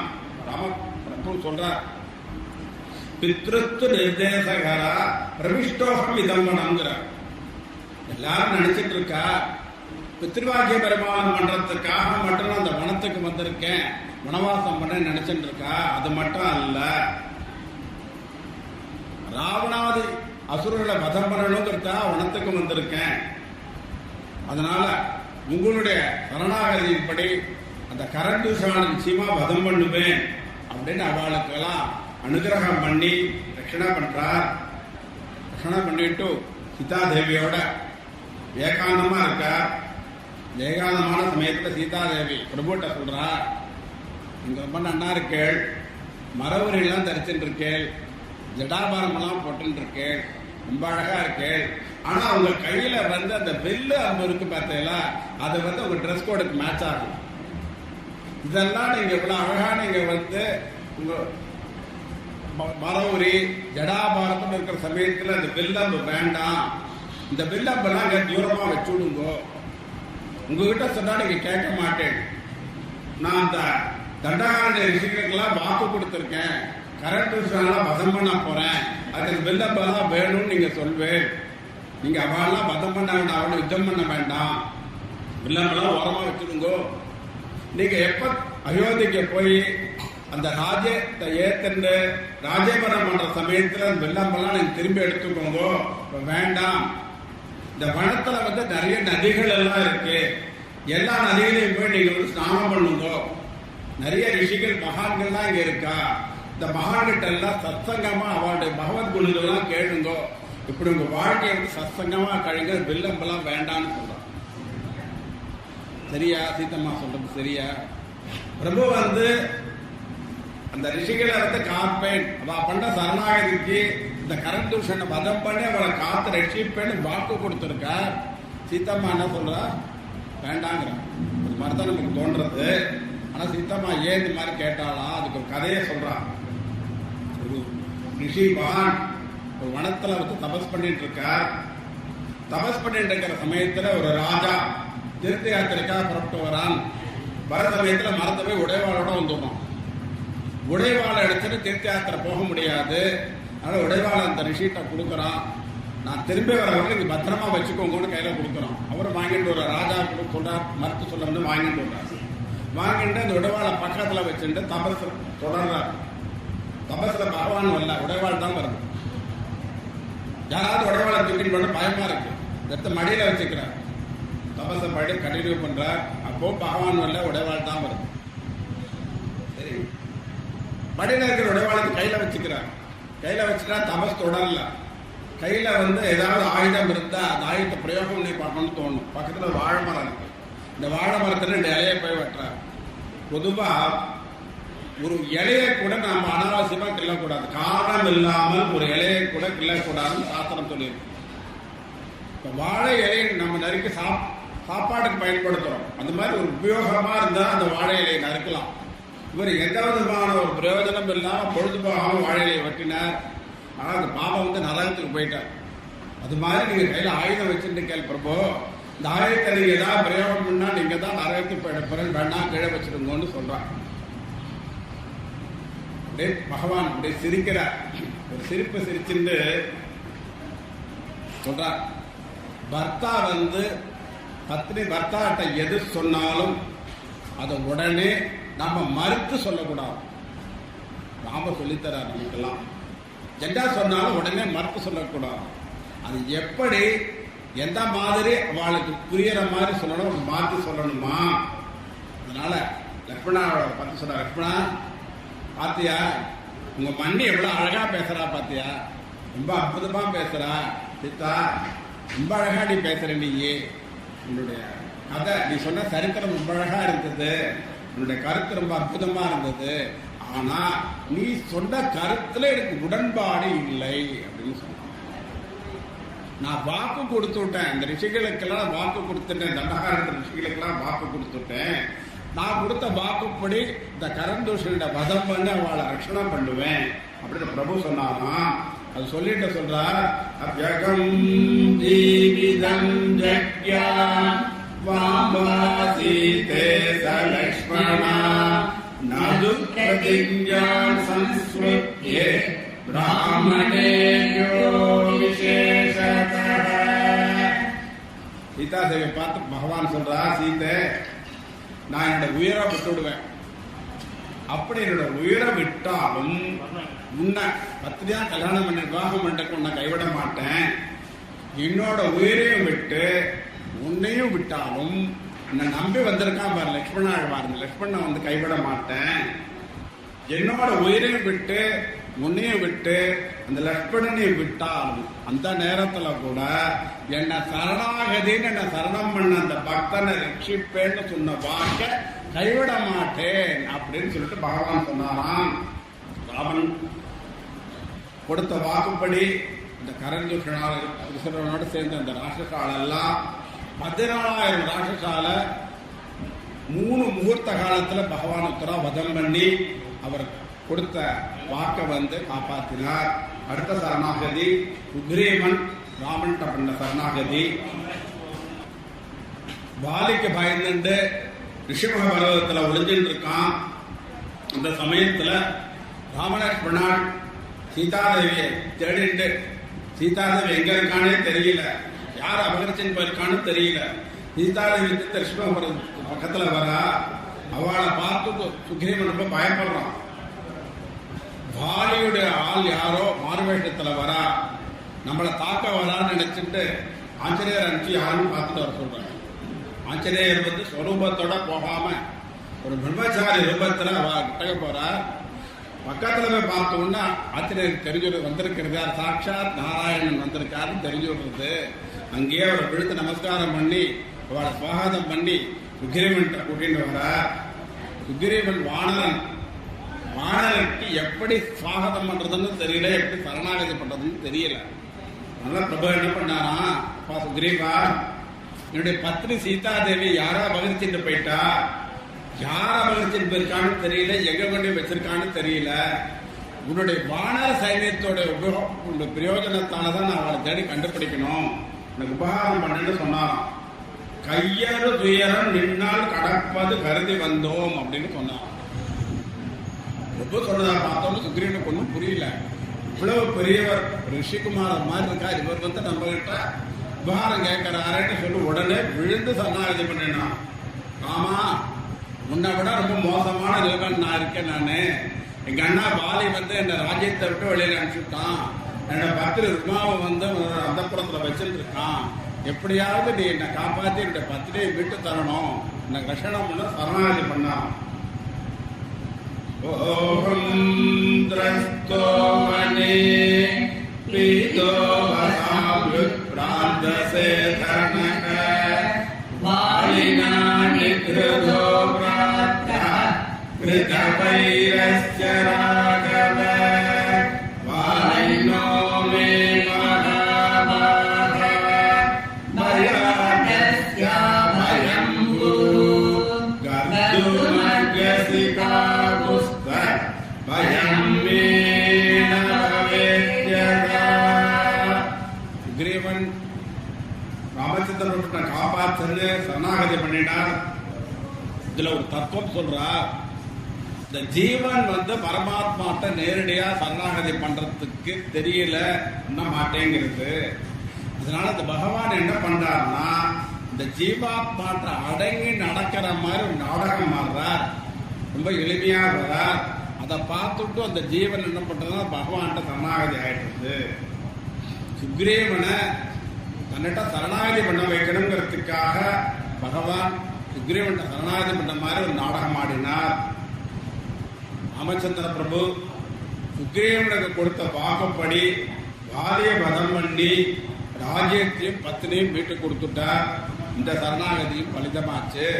அடுத்த சரணாகதி சுக்ரீவன் வாலிகிட்ட பண்ண சரணாகதி. பகவான் ராமச்சந்திரமூர்த்தி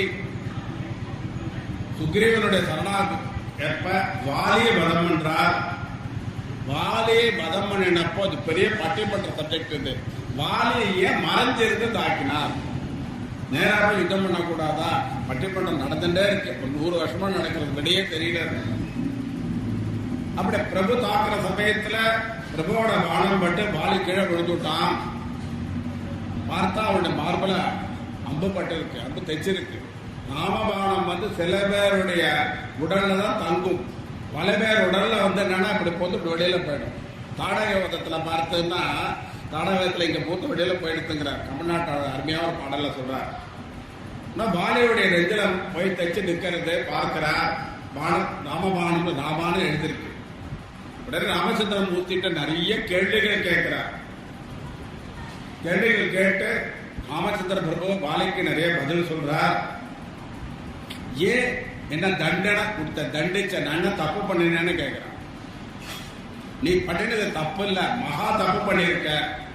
முதல் தப்பு என்னன்னாக்க உன்னுடைய தப்புகளே ரொம்ப வசதியான ரொம்ப அதிகமான தப்பு என்னன்னா, தம்பி மனைவியை வந்து சகோதரியா நினைக்கணும். அப்பேற்பட்ட சகோதரியா நினைக்கக்கூடிய அந்த பெண்ணனை வந்து உன்னுடைய அந்தப்புறத்துல கொண்டு நீ வச்சுட்டு இருக்க, நீயே அது மகா தப்பு. ஒரு ராஜா வந்து ராஜேந்திரனுடைய ஜனங்களுக்கு உதாரணமா இருக்கணும், தவிர இந்த மாதிரி தப்பு பண்ணது உதாரணமா இருக்கப்படாது. மேலும் இஷ்வாகுணாம் இயம்பூமி தசையில வனகானனு அப்படிங்கிறார். இஷ்வாகு ராஜ்யத்துக்கு கட்டுப்பட்ட ராஜ்யம் தான் கிஷ்கிந்தா. இந்த கிஷ்கிந்தா ராஜ்யத்துல ராஜா நல்லவனா இருந்தானா அதனுடைய பெருமை வந்து அயோத்திக்கு தான். அதே போல ராஜா துஷ்டனா இருந்தா அதனுடைய பெருமை அயோத்திக்கு தான். அப்போ அந்த அயோத்தி ராஜ்யத்துக்கு உட்பட்ட ராஜ்யத்துல அந்த ராஜா தப்பு பண்ணினா அதை தண்டிக்கக்கூடிய உரிமை அந்த ராஜாவுக்கு உண்டு. இப்ப ராஜா ராமன் தண்டிக்கக்கூடிய உரிமை இருக்குங்கிறார். அது சரி, தண்டிக்கிற உரிமை இருக்கு, நான் ஒத்துக்கிறேன். அந்த நேரா வந்து என்ன தண்டிக்கப்படாதா, என் மறைஞ்சிருந்து ஏன் பானம் போட்ட அப்படின்னு கேட்கறதுக்கு பக்கத்துல திரும்பி பார்க்கிறார். லட்சுமணசாமி இருக்கார். அவர் பதில் சொல்றார், காலி ஞாபகம் இருக்கான்னு கேட்கிறார். முன்பதும் தம்பி வந்து சரண் புக உரையிலோயை தென்குலத்து உய்ப்பன் என்று செப்பினன் செல்வில்லியும் அன்பினை உயிருக்காடி அடைக்கலம் யானும் என்று என்பது கருதி அண்ணல் மறைந்திருந்து எய்தலுண்டான். லட்சுமணசுவாமி சொல்றார், ஞாபகம் இருக்கா, நீ இறந்து போனதான் நினைச்சுட்டு சுக்கிரீவனுக்கு பட்டாபிஷேகம் பண்ணினா, பட்டாபிஷேகம் வேண்டாம்னு சொன்னான். அந்த சமயத்துல உயிரோட திரும்பி வந்து அந்த உங்ககிட்ட சரணாகதி அடைஞ்சான் சுக்ரீவன். அந்த சரணாகதி சுக்ரீவன் கொல்ல பார்த்த அந்த சமயத்துல சுக்ரீவன் வந்து உன்னுடைய காலில் விழுந்தான். அண்ணா, எனக்கு ஒண்ணுமே தெரியாது, நீ உயிரோட வந்திருக்கிறது எனக்கு ரொம்ப சந்தோஷம்தான், ராஜ்யத்தை நீங்க எடுத்துக்கோங்க அப்படின்னு சொல்லி காலில் விழுந்து அவன் உங்களுக்கு சரணாகதி பண்ணினா. அந்த சரணாகதி ஏத்துக்காம அவனை கொல்ல பார்த்த மாசரோஷம் சௌமியமயி சத்ருவிபர்கண யாசேத்வம் சிரசாராஜன்ன மயாவத்தோயம் மஞ்சரி பலாதஸ்மி சமாகம்ய மந்திரி புரவாசிபிஹி ராஜபாவே நியுக்தோகம் புண்ணியமே சகிதீஷயா. அப்படி அவன் கூட பண்ண சரணாகதி நீ ஏத்துண்டியா? இந்த சரணாகதி நீ ஏத்துக்கல, அது மட்டும் அல்ல, சரணாகதி பண்றவன் எதிரியா இருந்தாலும் அவனை ரட்சணை பண்ணணும். ஆனா அவனை நீ வதம் பண்ண பார்த்த, எவ்வளவு பெரிய தப்பு. அப்பேற்பட்ட தப்பு பண்ண உனக்கு தண்டனை கொடுக்கணும் ராமன் நினைச்சான். என்ன தண்டனைன்னா உன்னுடைய உயிரை வாங்கிறது மட்டும் இல்ல, உனக்கு சரணாகதி பண்ணுற வாய்ப்பையே கொடுக்க கூடாதுன்னு நினைச்சான். ராமச்சந்திர பிரபு உன்னுடைய எதிரில் வந்து உன்னுடைய நேரடியா உன்னை தாக்கினா, நீ ராமச்சந்திரனுடைய சரணாகதி பண்றதுக்கு ஏதோ ஒரு வாய்ப்பு இருக்கும், சரணாகதி பண்றதுக்கு முயற்சி பண்ணுவ. சக மனுஷன்கிட்ட கருணை காட்டாத உனக்கு பகவானுடைய கர்ணத்தை எதிர்பார்க்கிற யோகியதையே இல்லை. அதனால சரணாகதி பண்ணக்கூடிய ஒரு வாய்ப்பை கூட உனக்கு கொடுக்க கூடாது அப்படிங்கிறதுக்காக பகவான் வந்து உன்னை மறைஞ்சிருந்து ஆக்கினா அப்படின்னு லட்சுமணசுவாமி சொல்றார். இப்போ பரசுராமர்கிட்ட தசரதன் சரணாகதி பண்ணார். அப்ப பரசுராமர் வந்து இந்த சரணாகதி ஏத்துக்கல. அந்த சமயத்துல ராமச்சந்திரமூர்த்தி அவரை பானம் போட்டு அவரோட சண்டை போட்டார். ஆனா அந்த பானங்கள் வந்து பரசுராமரோட உயிரை எடுக்கல. ஏன்? ஒரு மகா தபஸ்வி. இந்த தபஸ்விங்கிறதுனால அவர் தபோபலம் மட்டும் போய் அவருடைய கர்ப்பபங்கம் பண்ணினாருங்க சரித்திரம் வருது. இந்த இடத்துல அப்படி கிடையாது. துஷ்டனா இருக்கான், ரொம்ப தப்பு பண்ணியிருக்கான். இந்த தப்பு பண்ணினதுனால ராமச்சந்திர பிரபு பாலியை வதம் பண்ணிட்டார் அப்படின்னு சரித்திரம் வருது.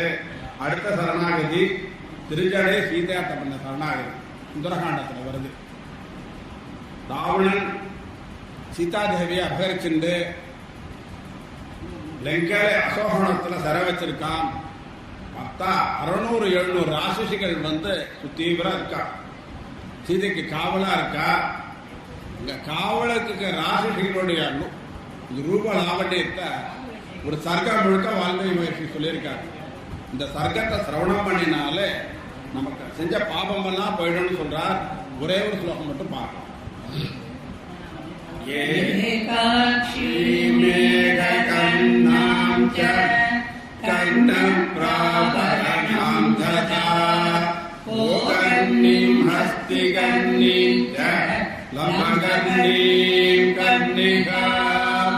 இருக்க ராட்சியெல்லாம் பார்த்தா ஒரு ராட்சிக்கு ஒரு கண்ணு தான் இருக்கான், இன்னொரு ராட்சிக்கு ஒரு காது தான் இருக்கான்.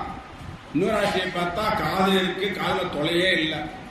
இன்னொரு ராசியை பார்த்தா மூக்க வந்து தலைமையில இருக்கான், இன்னொரு ராசி காதே இல்லையா. இப்படி விட்டு கொடூரமான ராசிக்கெல்லாம் இருக்கா. இப்பேற்பட்ட ராசிக்கெல்லாம் சீதாதேவிக்கு காவலா இருக்கா. அந்த சமயத்துல திருஜரை வந்து சொப்பனம் பார்க்கறான். இந்த சொப்பனத்தை பார்த்துட்டு அதை வந்து அங்க இருக்கக்கூடிய ராசிக்கெல்லாம் சொல்றா, ராமச்சந்திர பிரபு லங்கைக்கு வர ராவணனோட யுத்தம் பண்ணி ராவணனை வந்து வதம் பண்ணிட்டார். ராவணன் வந்து தெற்கு முகமா போயின்னு இருக்கான். சீதாதேவி அயோத்திக்கு அழைச்சிட்டு போய் பட்டாபிஷேகம் மட்டும் சௌக்கியமா இருக்கா? லங்காநகரம் முழுக்க அழிஞ்சு போயிடுறது. அதனால நாம எல்லாரும் இப்ப இருக்கக்கூடிய நிலையிலேயே சீதாதேவிட்ட ஒரு சரணாகதி பண்ணி வச்சுடுவோம். அப்ப லங்காதேசம் அழியும் பொழுது கூட நம்மால இதை ரட்சிக்கப்படுவோம், சரணாகதி பண்ணிடலாம்னு சொன்னாலும். இங்க இருக்கக்கூடிய ராட்சசிகள்லாம் சொல்றா, ஒருவேளை ராமன் லங்கைக்கு ஒருவேளை ராவணனோட யுத்தம் பண்ணி, ஒருவேளை ராவணனை பதம் பண்ணி, ஒருவேளை இந்த லங்கா நகரத்தை அழிச்சு, ஒருவேளை ராமன் சீதாதேவி மீட்டு, ஒருவேளை அயோத்திக்கு போய் பட்டாபிஷேகம் பண்ணிண்டா அந்த சமயத்துல நாம சரணாகதி பண்ணலாமான்னு யோஜனை பண்ணலான்னு சொன்னோம். பிரியம் பகுமதாம் பாரியா வனவாசம் அனுகிருதாம் பச்சிதாம் தர்ஜிதாம் பாபி நானுமந்ததிராகவக ததலம் தூரவாக்யஸ்ய சாத்வமேவா விதீயதாம் அபியாசாமவைதேகி வேதஸ்தி மனோஷதः. சமாதி பண்ணிடலாம் இப்பவே சொல்றா. ஏன் அப்படின்னா மொத்த லங்கை அழிஞ்சு போயிடும், லங்கை அழிஞ்சா நாமளா தப்பிக்கலாம், சரணாதி பண்ணலாம்னு சொல்றா. அலவேஷதா பரித்ராதும் ராகிருஷ்டியோ அதோ பிரியோ அவங்க பண்ணலான்னு கூப்பிடுறா. சரணாகதி பண்ணலாமா வேண்டாமான அவளை யோஜனை பண்ணிட்டு பேசிட்டு இருக்கிறது சீதாதேவியோட காதல விழுறது. அவ சரணாகதி பண்ணலாமா வேண்டாமான்னு யோஜனை பண்ணிட்டு சீதாதேவி சரணாகதியை ஏற்றுட்டு விட்டாலாம். எங்க வருதுன்னா யுத்தகாண்டத்துல வருது. ராமராவண யுத்தம் பிடிச்சு கொடுத்து ராவண வதமனா ஆயிடுத்து. அந்த சமயத்துல ஆஞ்சநேயர் சீதாதேவிட்ட ஒரு அனுமதி கேட்கிறார். அம்மா, இத்தனை ராட்சசிகள் எல்லாம் சேர்ந்துட்டு உங்களை இம்சா பண்ணினா இல்லையா, நீங்க எனக்கு அனுமதி கொடுங்க, ஒரு க்ஷணத்துல எல்லாரையும் துவம்சம் பண்ணிட்டு வந்துடுறேன் அப்படின்னு சொன்னான். சீதாதேவி ஜெகன்மாதா இல்லையா, தாயார் இல்லையா, எல்லாரையும் மன்னிச்சு விட்டுடுப்பான்னு சொன்னாலாம்.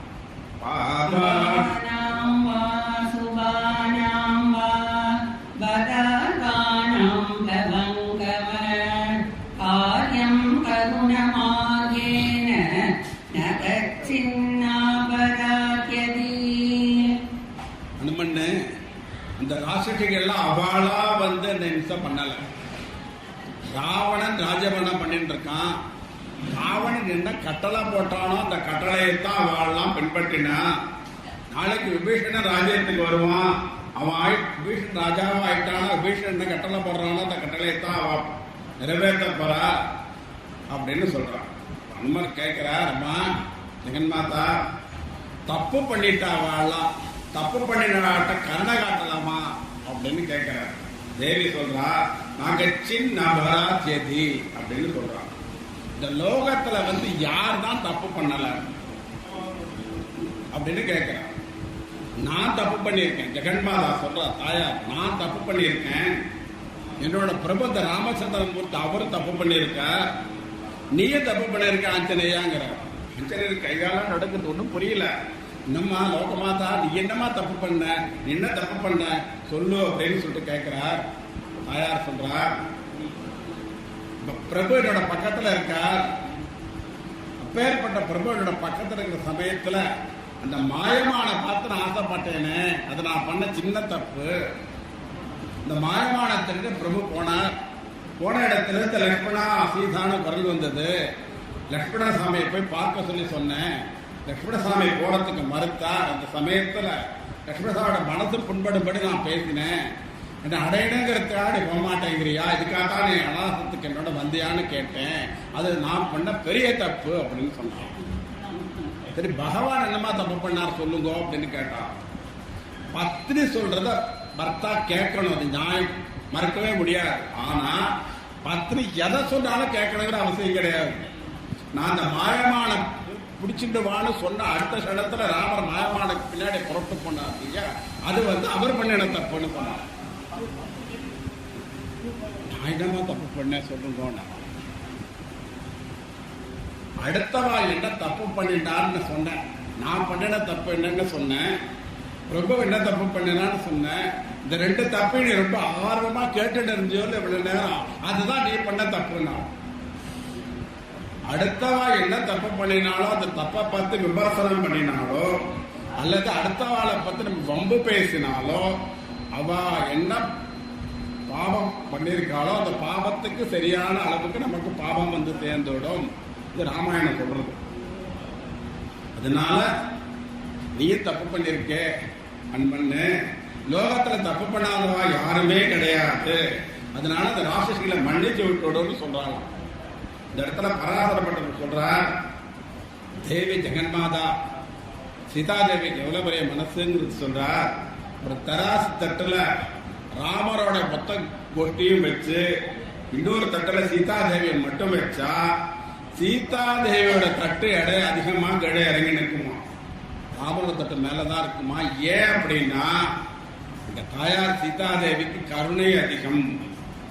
ராமச்சந்திர பிரபு சரணாகதி பண்ணினாத்தான் ரட்சணை பண்ணுவார். ஆனா தாயார் சரணாகதி பண்ணலாமான்னு யோஜனை பண்ணினாலே ரட்சணை பண்ணுவார். அது தாயாரோட கருணை அப்படின்னு பராசரப்பட்டர் சொல்றார்.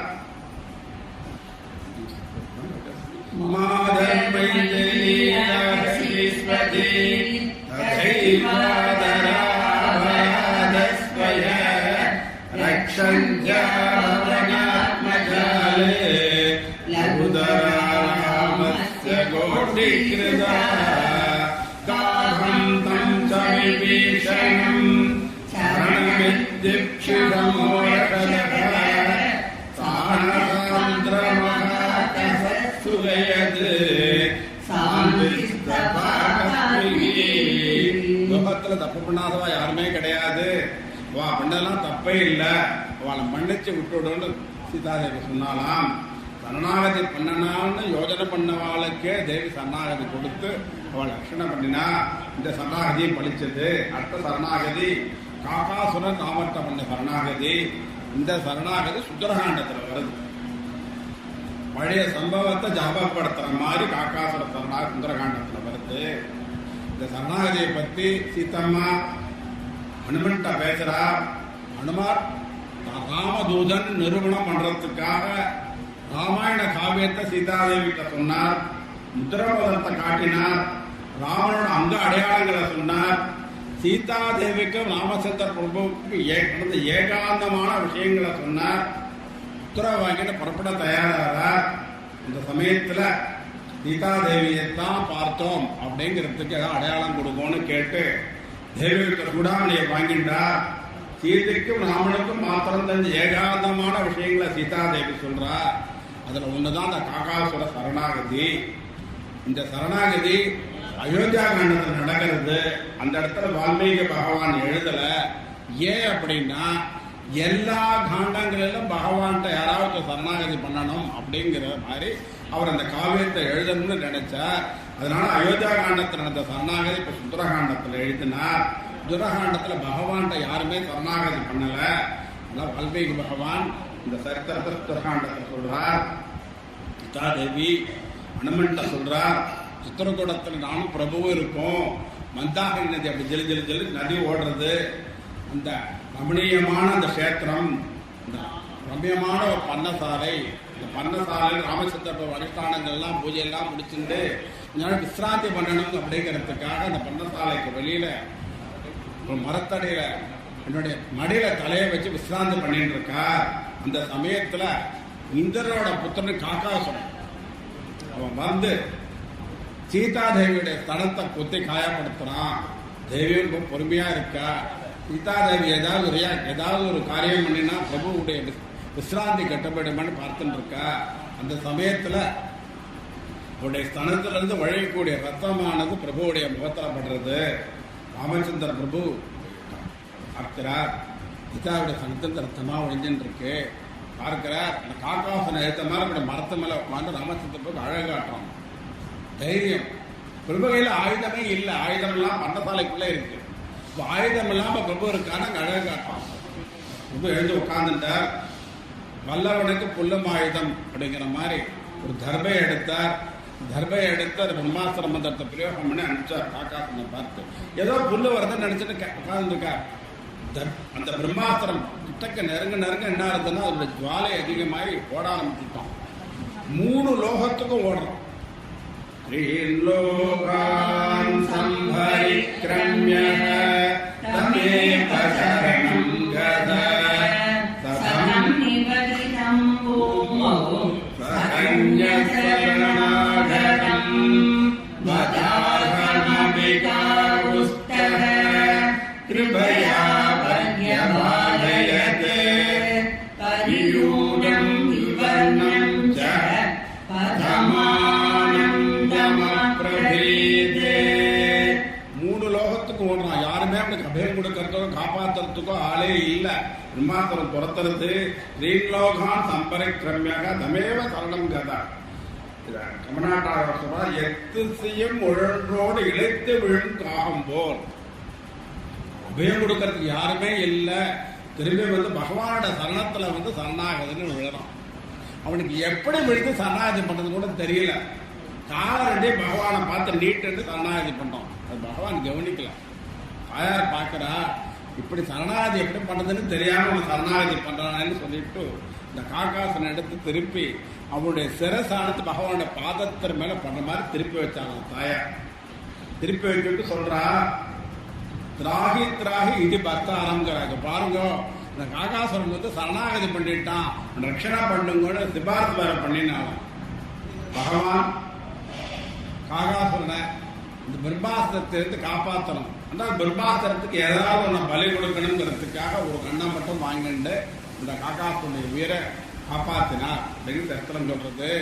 பிள்ளை லோகாச்சாரியார் சொல்றார், இவள் சன்னதியாலே காகம் தலைப்பற்றது, அது இல்லாமையாலே ராவணன் முடிந்தான்னு சொல்றார்.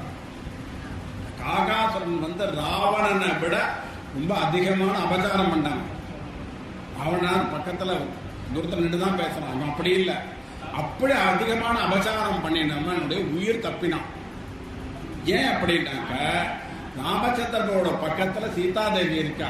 அந்த தாயாருடைய கருணையால அந்த காகாசுரன் வந்து அதிகமான அபசாரம் பண்ணினால அவனுடைய உயிர் தப்பியது. அதே நேரத்தில் ராவணன் வந்த சமயத்தில் சீதாதேவி பக்கத்துல இல்ல, அதனால ராவணன் முடித்தான் அப்படின்னு பிள்ளை லோகாச்சாரியார் சொல்றார். சீதாதேவிய வாக்குக்காக பகவான் காகாசுரனுடைய ஒரு கண்ணம் மாத்திரம் இந்த பிரம்மாஸ்திரத்துக்கு பலியாக்கி ஒரு உயிரோட விட்டார். இந்த சரணாகதி பலிதமாச்சு. அடுத்த சரணாகதி விபீஷணன் பகவான் பண்ற சரணாகதி யுத்தகாண்டத்துல வருது. இந்த விபீஷண சரணாகதி ரொம்ப வசதி. என்ன வசதி அப்படின்னா, சரணாகதியோட எல்லா அம்சங்களும் இந்த ஒரு சரணாகதியில் இருக்கு. விபீஷணன் ராவணனுக்கு பல ஆலோசனைலாம் சொல்லி பார்த்தான். எந்த ஆலோசனையும் பலிதமாகும். ராவணன் வந்து விபீஷன் சொல்றதை கேட்டோம், அங்க இருக்கக்கூடிய மந்திரிமார்கள் சொல்றதை கேட்டோம், திருந்தன மாதிரி தெரியல. அதனால விபீஷன் என்ன பண்ணான், அந்த லங்கா நகரத்திலிருந்து புறப்பட்டு சேதுக்கரையில் இருக்கார், திருப்புலானில் இருக்கிற பகவான் இருக்கார். அந்த பகவான் இருக்கிற இடத்துக்கு வந்து இங்க இருக்கக்கூடிய வானராக்கெல்லாம் சொல்றானா, ஓகம் புருதசத்தேனதா சவச்சாம மாணவக யத்வா புத்ரம் சதாராம் ச ராகவம் சரணம் கத சர்வலோக சரண்யாய ராகவாய மகாத்மனே நிவேதயதமாம் க்ஷிப்ரம் விபீஷணம் உபஸ்திதம். இங்க கூட வானராட்ட பிரார்த்தனை பண்றார். விபீஷணன் அடியன் வந்திருக்கேன்னு பிரபுட்ட போய் சொல்லுங்கிறார். பிரபு சுக்ரீவன் அனுப்பிச்சு பார்த்துட்டு வாங்கிறார். யார் வந்திருக்கா பார்த்துட்டு வாங்கிறார். சுக்ரீவன் வரான். வந்து பார்த்துட்டு விபீஷணனை பார்த்துட்டு உள்ள பிரபுட்ட போய் சொல்றான், கங்கால இருந்து ராவனோட தம்பி விபீஷணன் வந்திருக்கான். அண்ணாக்கு துரோகம் பண்றவன் வந்திருக்கான். அண்ணாக்கு துரோகம் பண்றதுக்காக வந்திருக்கான்.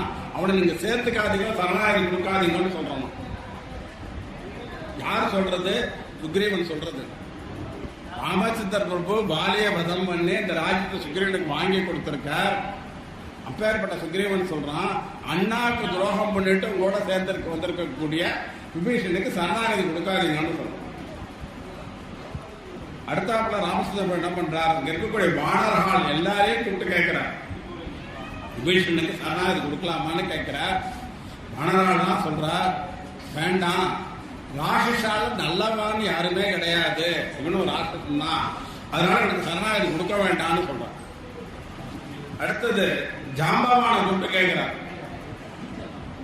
ஜாம்பவான் பழைய மனுஷர், அவர் அந்த காலத்து மனுஷன் மாதிரி ஒரு யோசனை சொல்றார், ராமா ஒரு மாச காலம் காத்துட்டு இருக்கலாம், ஒரு மாச காலத்துக்கு அப்புறம் விபீஷணன் சரணாகதி பண்ணலாங்கிற எண்ணத்தோட வந்தான்னா நம்ம யோஜனை பண்ணலாம்னு சொல்லிடுறார். கடைசியா ஓரமா கையை கட்டின்னு உட்காந்துருக்கார். ஆஞ்சநேயரை பார்த்து கேட்கிறார், திரும்புறார், கேட்க கூட இல்லை. உடனே சொல்றார், பிரபு நீங்க கண்டவா பேச்செல்லாம் கேட்காதீங்க, கண்டவன் நானு, லங்கையில போய் விபீஷனை பார்த்தவன் நானு, என் பேச்ச கேளுங்கோ, விபீஷன் நல்லவன், அவனுக்கு சரணாகதி கொடுங்கோன்னு சொல்றான். பிரபு சொல்றார், எல்லாரும் அவாவோடைய முடிவை சொன்னேன், என்னுடைய முடிவு என்னங்கிறது யாருமே கேட்கல, விபீஷணன் நல்லவனோ கெட்டவனோ சரணாகதின்னு எங்கிட்ட வந்துட்டா அவனை ஏத்துண்டே ஆகணும். மித்ரபாவேன சம்பிராப்தம் நத்யஜேயம் கதம் ஜன தோஷோ யச்ச விதஸ்ய ஸ்யாத் சதா வேதவிதம். அவன் வந்து மித்திரனா என்கிட்ட வரணும்னு கூட நான் நினைக்கல. மித்திர பாவேன, மித்திரன்னு பொய் சொல்லிட்டு வந்தாலும் அவனை நான் ஏற்றுப்பேன். சம்பிராப்தம், அவன் வந்து என்ன தேடி நான் இருக்கிற இடத்துல வந்து சரணாகதி பண்ணணும்னு எதிர்பார்க்க மாட்டேன். அங்க இருந்து அவன் நண்பன் மித்திரன்னு சொன்னா நான் அந்த இடத்துக்கு போய் அவனுக்கு சரணாகதி கொடுத்து அவனை ரட்சிப்பேன். நத்யஜேயம், சரணாகதின்னு வந்துட்டானா அவனை எந்த கேள்வியை கேட்காம ஏற்றுப்பேன். அதந்தன, அவனுக்கு சரணாகதி கொடுத்து அவனை ஏற்றுக்கிறதுனால எனக்கு எந்த விதமான ஆபத்து வந்தாலும் கூட, என் கூட இருக்கிறவா எல்லாருக்கும் இந்த செயல் பிடிக்காமல் இருந்தாலும் கூட, அவனுக்கு சரணாகதி கொடுத்து அவனை ஏற்றுக்கிறதுனால எனக்கு தோல்வி வந்தாலும் கூட எதை பத்தி கவலைப்படாம அவனை ஏற்றுப்பேன். தோஷோ எச்சபி தசஸ்யாத்து, இவன் கிட்ட வந்து 1000 தோஷங்கள் இருந்தாலும், ராவணன் கிட்ட இருக்கக்கூடிய அத்தனை தோஷங்களும் இவங்கிட்ட இருந்தாலும் சரணாகதின்னு வந்துட்டா நான் தோஷங்களை பொருட்படுத்தவே மாட்டேன், அவனை ஏற்று அவனுக்கு ரட்சணம் கொடுப்பேன் அப்படின்னு பகவான் சொல்றார். தத்ருதேவ பிரபன்னாய தவாஸ்மி விசயாச்சதே அபயம் சர்வபூதேப்யக ததாமி தத்பிரதம் மம. ஒரே ஒரு தடவை சரணம்னு சொல்லிட்டு சரணத்துல விழுந்துட்டா அவனுக்கு எல்லா ஜீவராசிகள் இருந்தும் நான் சரணம் தருவேன், அபயம் தருவேன். எல்லா ஜீவராசிகளும் யாக சரணத்திலிருந்து விழுந்தாலும் அவளை நான் ஏற்ற ரட்சிப்பேன் ராமனோட வாக்கால சொல்றார். அப்படியே தமிழ்ல மொழிபெயர்த்து வேதாந்த தேசிகர் சொல்றார்,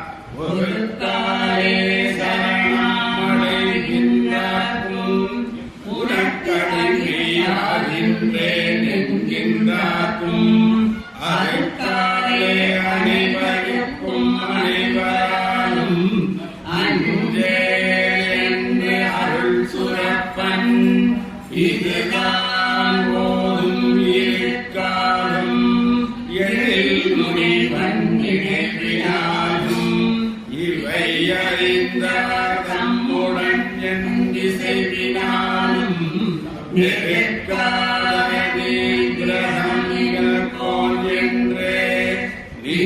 பெற்றார் நிலை உணர்ந்து நிலை பெற்றோமே. சக்ருதேவ பிரபன்னாய தவாஸ்மி விசயாச்சதே அபயம் சர்வபூதேப்யோ ததாமி ஏதத்பிரதம் மம.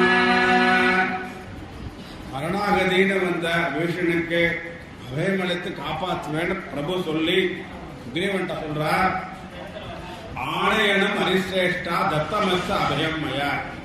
விபீஷணன் எப்ப வந்து என்கிட்ட சரணாகதி பண்ணணும்னு நினைச்சுட்டானோ அப்பவே அவனுக்கு சரணாகதி அளிக்கப்பட்டு விட்டது. அதனால சுக்ரீவா நீ போய் விபீஷண அழைச்சிட்டு வா. விபீஷணோ வா சுக்ரீவா எதிவா ராவண ஸ்வயம், வந்திருக்கிறத வந்து சுக்ரீவ் விபீஷணனா இருந்தாலும் அவன் அழைச்சிட்டு வா. ஒரு சமயத்தில் அந்த விபீஷணன் வேஷத்துல ராவணனே வந்தாலும் அவன் அழிச்சுட்டு வா, அல்லது ராவணனே சரணாகதி பண்ண வந்தாலும் அழிச்சுட்டு வா, எல்லாருக்கும் சரணாகதி காத்திருக்கேன்னு பகவான் சொன்னாராம். விபீஷணன் 4 மந்திரிகளோட வந்து சரணாகதி பண்றான்.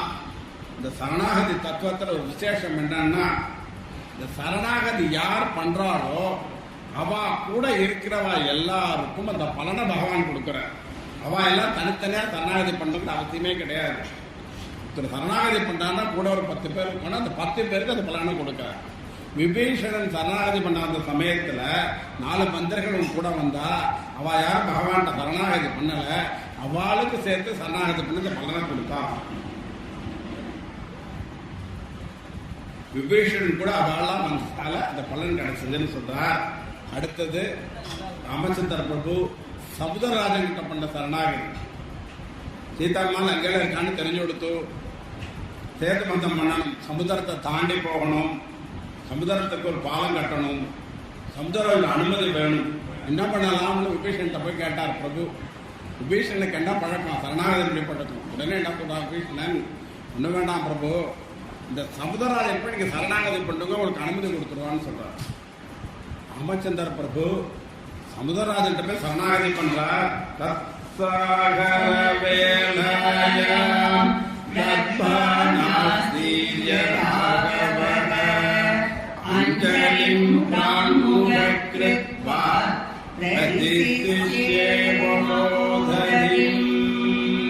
ராமச்சந்திர பிரபு கர்ப்பாசனத்துல திருப்புலானையில பண்ண சரணாகதி. இன்னைக்கும் நாம திருப்புலான பகவான கர்ப்பசனத்துல தேவசென்று வரோம்.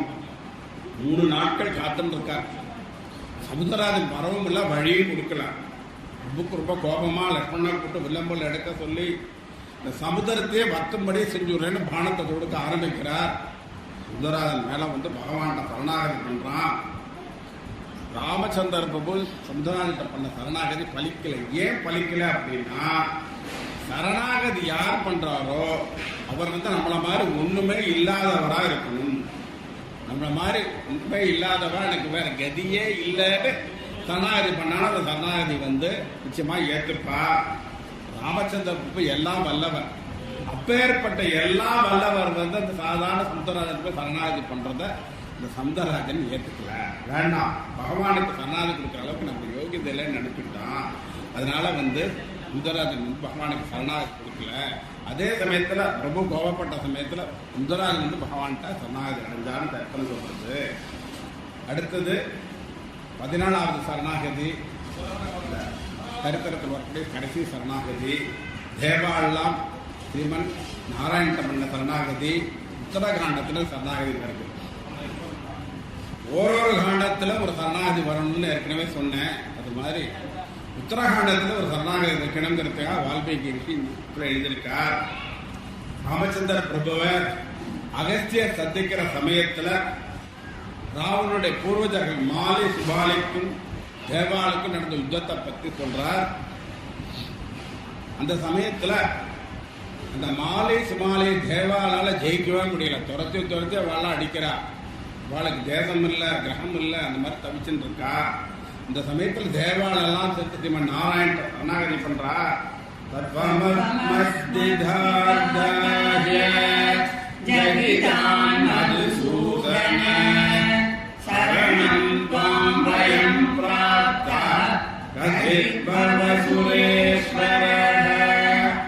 தேவாலெல்லாம் பண்ற சரணாகதிக்கு உடனே ஸ்ரீமன் நாராயணன் கருடவாகனத்தில் ஏறி வந்து மாலியோட யுத்தம் பண்றார். கடுமையா பகவான் தாக்குறார். பகவானோட யுத்தம் பண்ண முடியாம மாலிஸ்மாலி 2 பேரும் புறமுது காட்டின்னு ஓடுறார். புறமுது காட்டினால பகவான் வந்து அவனை கடுமையா தாக்குறார். பகவான் 2 பேரும் கேட்கிறா, பகவானே உங்களோட யுத்தம் பண்றதுக்கு எங்களால முடியலன்னா நீங்க புறமுது காட்டுன்னு ஓடுறோம், இதுதான் யுத்த தர்மமா? நாங்க வேண்டான்னு ஓடுறோம், எங்களை போய் தாக்குறேன், எங்களை அடிச்சுக்கிட்டே இருக்கேன்னு கேட்கிறார். பகவான் திருச்சிட்டே சொல்றார், பா இது யுத்த தர்மம் இல்ல, இது சரணாகத தர்மம்ங்கிற சரணாகதி தத்துவத்தோட தர்மம். இது என்னை யார் சரணாகதின்னு அடைஞ்சிருக்காளோ அவளுக்கான எதை வேணாலும் பண்ணுவேன் அப்படின்னு சொல்றார்.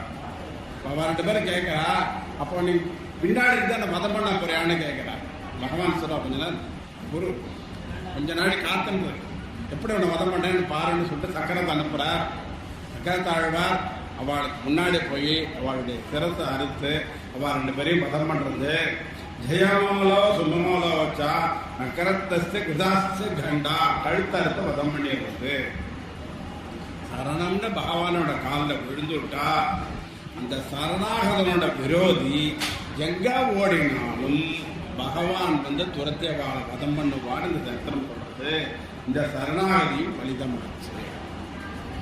இதுவரையிலும் நம்ம 14 சரணாகதியை தொடர்ந்து பண்ணோம். ஆரம்பத்தில் சொன்னதுதான் திருப்பி வருது. ஒரு காவியத்தோட சாரத்தை எப்படி தெரிஞ்சுக்கலாம்னா உபக்கிரம உபசம்ஹாரோ, அந்த காவியம் எங்க ஆரம்பிக்கிறது எங்க பூர்த்தி ஆகுதுன்னு பார்க்கணும். நம்ம ஸ்ரீமத் வால்மீகி ராமாயண காவியம் தேவாலெல்லாம் பகவான் ஸ்ரீமன் நாராயணன்ட்ட பண்ண முதல் சரணாகதியில ராமாயணம் ஆரம்பமாகுது. பூர்த்தியில உத்தரகாண்டத்துல பார்த்தா மறுபடியும் தேவாலெல்லாம் ஸ்ரீமன் நாராயணத்தை சரணாகதம் பண்ணி அந்த உத்தரகாண்டம் பூர்த்தி ஆகுது. அப்போ காவியத்தோட ஆரம்பமும் சரணாகதி, பூர்த்தியும் சரணாகதி, ரெண்டும் சரணாகதி இருக்கிறதுனால வால்மீகி ராமாயணத்துடைய சாரம் சரணாகதி. அடுத்தது அபியாசக. ஒரு காவியத்துல மீண்டும் மீண்டும் ஒரே கருத்து சொல்லப்பட்டிருந்தால் அப்படின்னு பார்த்தோம். பாலகாண்டத்துல பார்த்தா 4 சரணாகதி வரும். அயோத்தியா காண்டத்துல பார்த்தா 2 சரணாகதி வருது. ஆரண்ய காண்டத்துல பார்த்தா 1 சரணாகதி வருது. கிஷ்கிண்டா காண்டத்துல 2 சரணாகதி வருது. சுந்தரகாண்டத்துல 2 சரணாகதி வருது. யுத்தகாண்டத்துல 2 சரணாகதி வருது. உத்தரகாண்டத்துல 1 சரணாகதி. ஆக ராமாயணம் முழுக்க 14 சரணாகதிகள் வந்திருக்கு. அப்படின்னா சரணாகதி தான் வால்மீகி ராமாயணத்துடைய சாரம். அடுத்தது அபூர்வரக. வேற எங்கேயுமே சொல்லப்படாத சரணாகதி விசேஷமான அம்சங்கள் சொல்லப்பட்டிருக்கு. மாலி சுமாலி புறமுது காட்டிண்டு ஓடினாலும் பகவான் சக்கரத்தாழ்வார முன்னெச்சா வாழை வதம் பண்ணினா வாலி வதத்துல சகமனுஷன சரணம்னு வரப்போ கருணை காட்டணும் அப்படின்னு வேற எந்த இடத்துல சொல்லப்படாத விஷயங்கள் சரணாகதியில மட்டும் சொல்லப்பட்டிருக்க. அதனால சரணாகதி தான் வால்மீகி ராமாயணத்துல சாரம். பலம் ஒரு சரணாகதிக்கு பலத்தை பார்த்துட்டு வரும். தேவால் முதல் சரணாகதி பண்ணினதுக்கு பலம் என்னன்னா ராவணன் ராமாவதாரம், ராவணன் மதமாச்சு. ரிஷிகள் பண்ண சரணாகதி கர்ணசூஷன் மதமாச்சு. இது மாதிரி ஒவ்வொரு சரணாகதிக்கும் ஒரு பலத்தை பார்த்துட்டு வந்தோம். அதனால ராமாயணத்தில் சரணாகதி தான் சாரம். அர்த்தவாதக. சரணாகதி தான் ராமாயணத்தை ரொம்ப பொழிச்சா சொல்லியிருக்கா. விஸ்வாமித்திர சுபச்சேனனுக்கு ரட்சணம் பண்ணணுங்கிறதுக்காக தன்னுடைய பிள்ளைகளை பலி கொடுத்தாவது அவனை காப்பாற்றணும்னு சொல்றார். அல்லது அவருடைய பூரா தபசியம் கொடுத்து அந்த சுட்டுச்சேனை காப்பாற்றணும்னு சொல்றார். அப்போ சரணாகதி தான் வால்மீகி ராமாயணத்தோட சாரம். உபபத்திஸ்வ. ரொம்ப தர்க்க ரீதியா ஒரு விஷயம் சொல்லப்பட்டிருக்கு. விபீஷண சரணாகதியை பார்க்கறச்ச ஒரு சாதாரணமான பக்தரை பகவான் எப்படி காப்பாற்றுவான்னு விளக்கப்பட்டிருக்கு. இப்படி இந்த 6 அடையாளங்களை கொண்டு பார்த்தா ஸ்ரீமத் வால்மீகி ராமாயணம் சரணாகதி சாஸ்திரங்கிறது நமக்கு புரியுது. இத சங்கல்ப சூரியத்தில் ஜெயசிகர் சொல்றார்.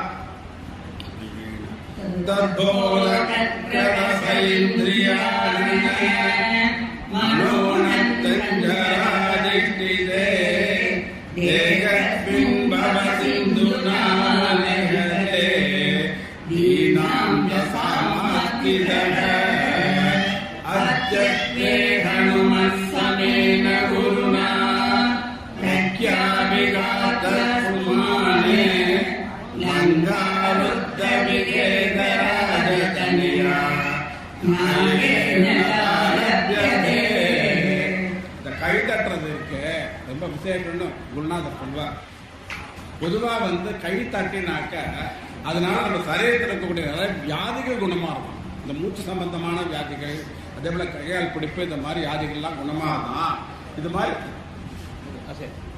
இது மாதிரி ஒரு பிரவச்சனத்தில் நாம கை தட்டினோம்னா 2 பலன். நமக்கு உடம்புக்கிற வியாதியும் குணமா இருந்து பகவதோட அனுகிரகமும் கிடைக்கிறது. அதனால கை தட்டணும்னு சொல்றார். இப்போ இத்தனை சரணாகதி நம்ம பார்த்தோம். இத்தனை சரணாகதி எதை சொல்றதுன்னா நாம பண்ண வேண்டிய ஒரு சரணாகதியை பத்தி சொல்றது. ராமச்சந்திர பிரபு பரமாத்மா, சீதாதேவி மகாலட்சுமி தன்னோட ஜீவாத்மாவா வரா. இந்த ஜீவாத்மாவை லங்கையில ராவணன் வந்து சிறை வச்சிருக்கான். லங்கைங்கிறது லோக வாழ்க்கை, பிறவி பெருங்கடல் சொல்வான். அசோகவனங்கிறது சரீரம். சீதாதேவி சரீரத்துக்கு ஜீவாத்மா, சீதாதேவிய சரீரத்துக்குள்ள லங்கைங்கிற லோக வாழ்க்கையில ராவணன் சிறை வச்சிருக்கான். ராவணன்ங்கிறது நம்மளோட மனசு. ராவணனுக்கு 10 தலை இருக்கு, மனசுக்கு 10 தலை இருக்கு. 5 ஞானேந்திரியங்கள், 5 கர்மேந்திரியங்கள், 10 நமக்கு இருக்கு. இப்ப மனசுங்கிற ராவணன், 5 ஞானேந்திரியங்கள், 5 கர்மேந்திரியங்கள், 10 தலையோட இருக்கக்கூடிய இந்த மனசு தான் ராவணன். இந்த மனசுங்கிற ராவணன் தான் ஜீவாத்மாங்கிற இந்த சீதாதேவிய லோக வாழ்க்கைங்கிற அசோகரணத்துல சரீரத்துக்குள்ள தர வச்சிருக்கான். இந்த மனங்கிற ராவணன் 3 குணங்கள் பாதிக்கிறது. சத்வகுணம், ரஜோகுணம், தமோகுணம். சாந்தமா இருக்கக்கூடிய சத்வகுணம் தான் விபீஷனுக்கு. ஆசை கோபமா இருக்கக்கூடிய ரஜோகுணம் தான் சூர்பனகை. தூக்க மயக்கம் அதிகமா இருக்கக்கூடிய தமோகுணம் தான் கும்பகர்ணன். ராவணன் என்ன பண்றான், சத்வகுணமா இருக்கக்கூடிய விபீஷன் விரட்டி விட்டு இந்த ரஜோகுணம் தமோகுணங்கள் இருக்கக்கூடிய கும்பகர்ணனை பக்கத்துல வச்சுக்கிறான். அதனால இந்த ஜீவாத்மாங்கிற தேவி இந்த பிறவி பிறகுல கஷ்டப்படுறது, பகவானை பிரிஞ்சு தவிக்கிறது, எப்படியாவது சீதாதேவியை காப்பாற்றணும். அதுக்காக பகவான் அனுகிரகம் பண்றார். பகவான் நேரா வரல, ஆஞ்சநேயர் அனுப்புறார். ஆஞ்சநேயர் தான் ஆச்சாரியர், அவர் தான் குரு. அப்ப ஆச்சாரியர் நேரில் அனுப்பிச்சு அஞ்சிலே ஒன்று பெற்றால் அஞ்சிலே ஒன்றை தாவி அஞ்சிலே ஒன்றாக ஆறுயிர் காக்கையேகி அஞ்சிலே ஒன்று பெற்ற அடங்கு அயலாவூரில் அஞ்சிலே ஒன்று வைத்தான் அவன் நம்மை அழைத்து காப்பான். ஆஞ்சநேயர் ஆச்சாரியனா வர, அவர் எப்படி சீதாதேவிக்கு ராமாயண காவியம் சொன்னாரோ அது போல ஆச்சாரியா பகவத் குணங்கள் எல்லாம் நமக்கு ஜீவாத்மா சொல்றார். ஆஞ்சநேயர் முத்திரமாகத்தை காமிச்ச மாதிரி ஆச்சாரியர் நமக்கு முதிரைகளை கொடுக்கிறார். ஆஞ்சநேயர் லங்காய் தகனம் எரிச்ச மாதிரி ஆச்சாரியர் நம்மளுடைய சகல பாவங்களையும் எரிச்சு விடுறார்.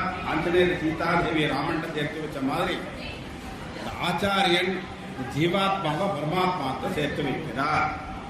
அப்போ ஒரு ஆச்சாரியன் தான் கதின்னு. அது எந்த ஆச்சாரியன் வேணா இருக்கலாம். அந்த ஆச்சாரிய சரணத்துல நம்ம சரணாகதி பண்ணினா நம்ம பகவானை அடையலாம். இதத்தான் 14 சரணாகதியை கொண்ட ராமாயணம் 15வது சரணாகதியை நமக்கு சொல்றது. அவாவாளுடைய ஆச்சாரிய சரணம்னு சரணாகதி பண்ணணும். ஆச்சாரிய சரணாகதினு ஆச்சாரிய சரணத்துல சரணம் அடைஞ்சா சரணாகதி சாஸ்திரமான ராமாயணம் சொல்றபடி ஜீவாத்மாங்கிற சீதாதேவி பரமாத்மாங்கிற ராமனோட சேர்ந்து நடக்கிற பட்டாபிஷேகம், அதுதான் நம்ம மோட்ச சாம்ராஜ்யம். இந்த ஜீவாத்மா மோட்ச சாம்ராஜ்யங்கிற பகவான சரணத்தை அடையிறது. அரியணையனுமந்தாங்க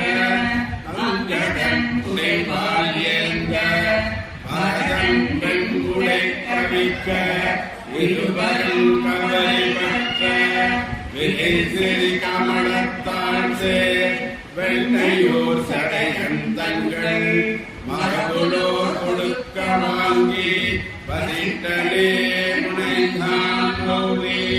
சித்தாலட்சுமண பரமசுத்தரோட ஸ்ரீ ராமச்சந்திர பிரபு பட்டாபிஷேக கோலத்துல நமக்கு எல்லாருக்கும் அனுகிரகம் பண்ணிட்டு இருக்கார். அடியனுக்கு 100வது ஆண்டு சீதா கல்யாண வைபவத்தில் அவசரமன்றத்துக்கு பாகியத்தை கொடுத்த காகைநல்லூர் சீதா கல்யாண கமிட்டி ட்ரஸ்ட் தலைவர், செயலாளர், பொருளாளர் மற்றும் உறுப்பினர்களுக்கு என்னுடைய கிருத்தங்கியை தெரிவித்துக்கிறேன். சிரவணமண்ண பக்தால் எல்லாருக்கும் என்னுடைய கிருத்தங்கியை தெரிவித்துக்கிறேன். அவ எல்லாருக்கும் சகல சௌபாகியங்களையும் சர்வாபிஷ்டங்களையும் திட ஆரோக்கியத்தையும் கொடுக்கணும்னு பகவான் ராமச்சந்திர மூர்த்திட்ட பிரார்த்தனை பண்ணி நிறுத்தத்தோட பூர்த்தி பண்றேன்.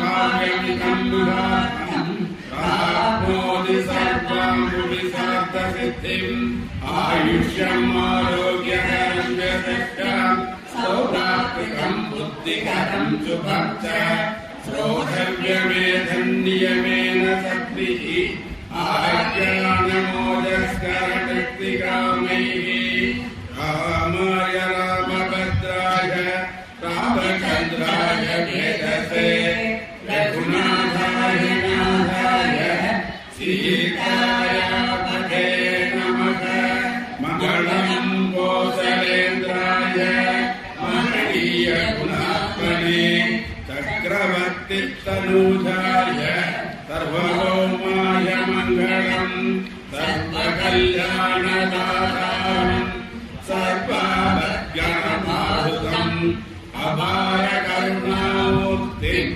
आञ्जनेयम् नमाम्यहम् कायेन वाचा मनसेन्द्रियैर्वा बुद्ध्यात्मनाभाकृते सुभावात् करोमि यज्ञः सकलं परस्मै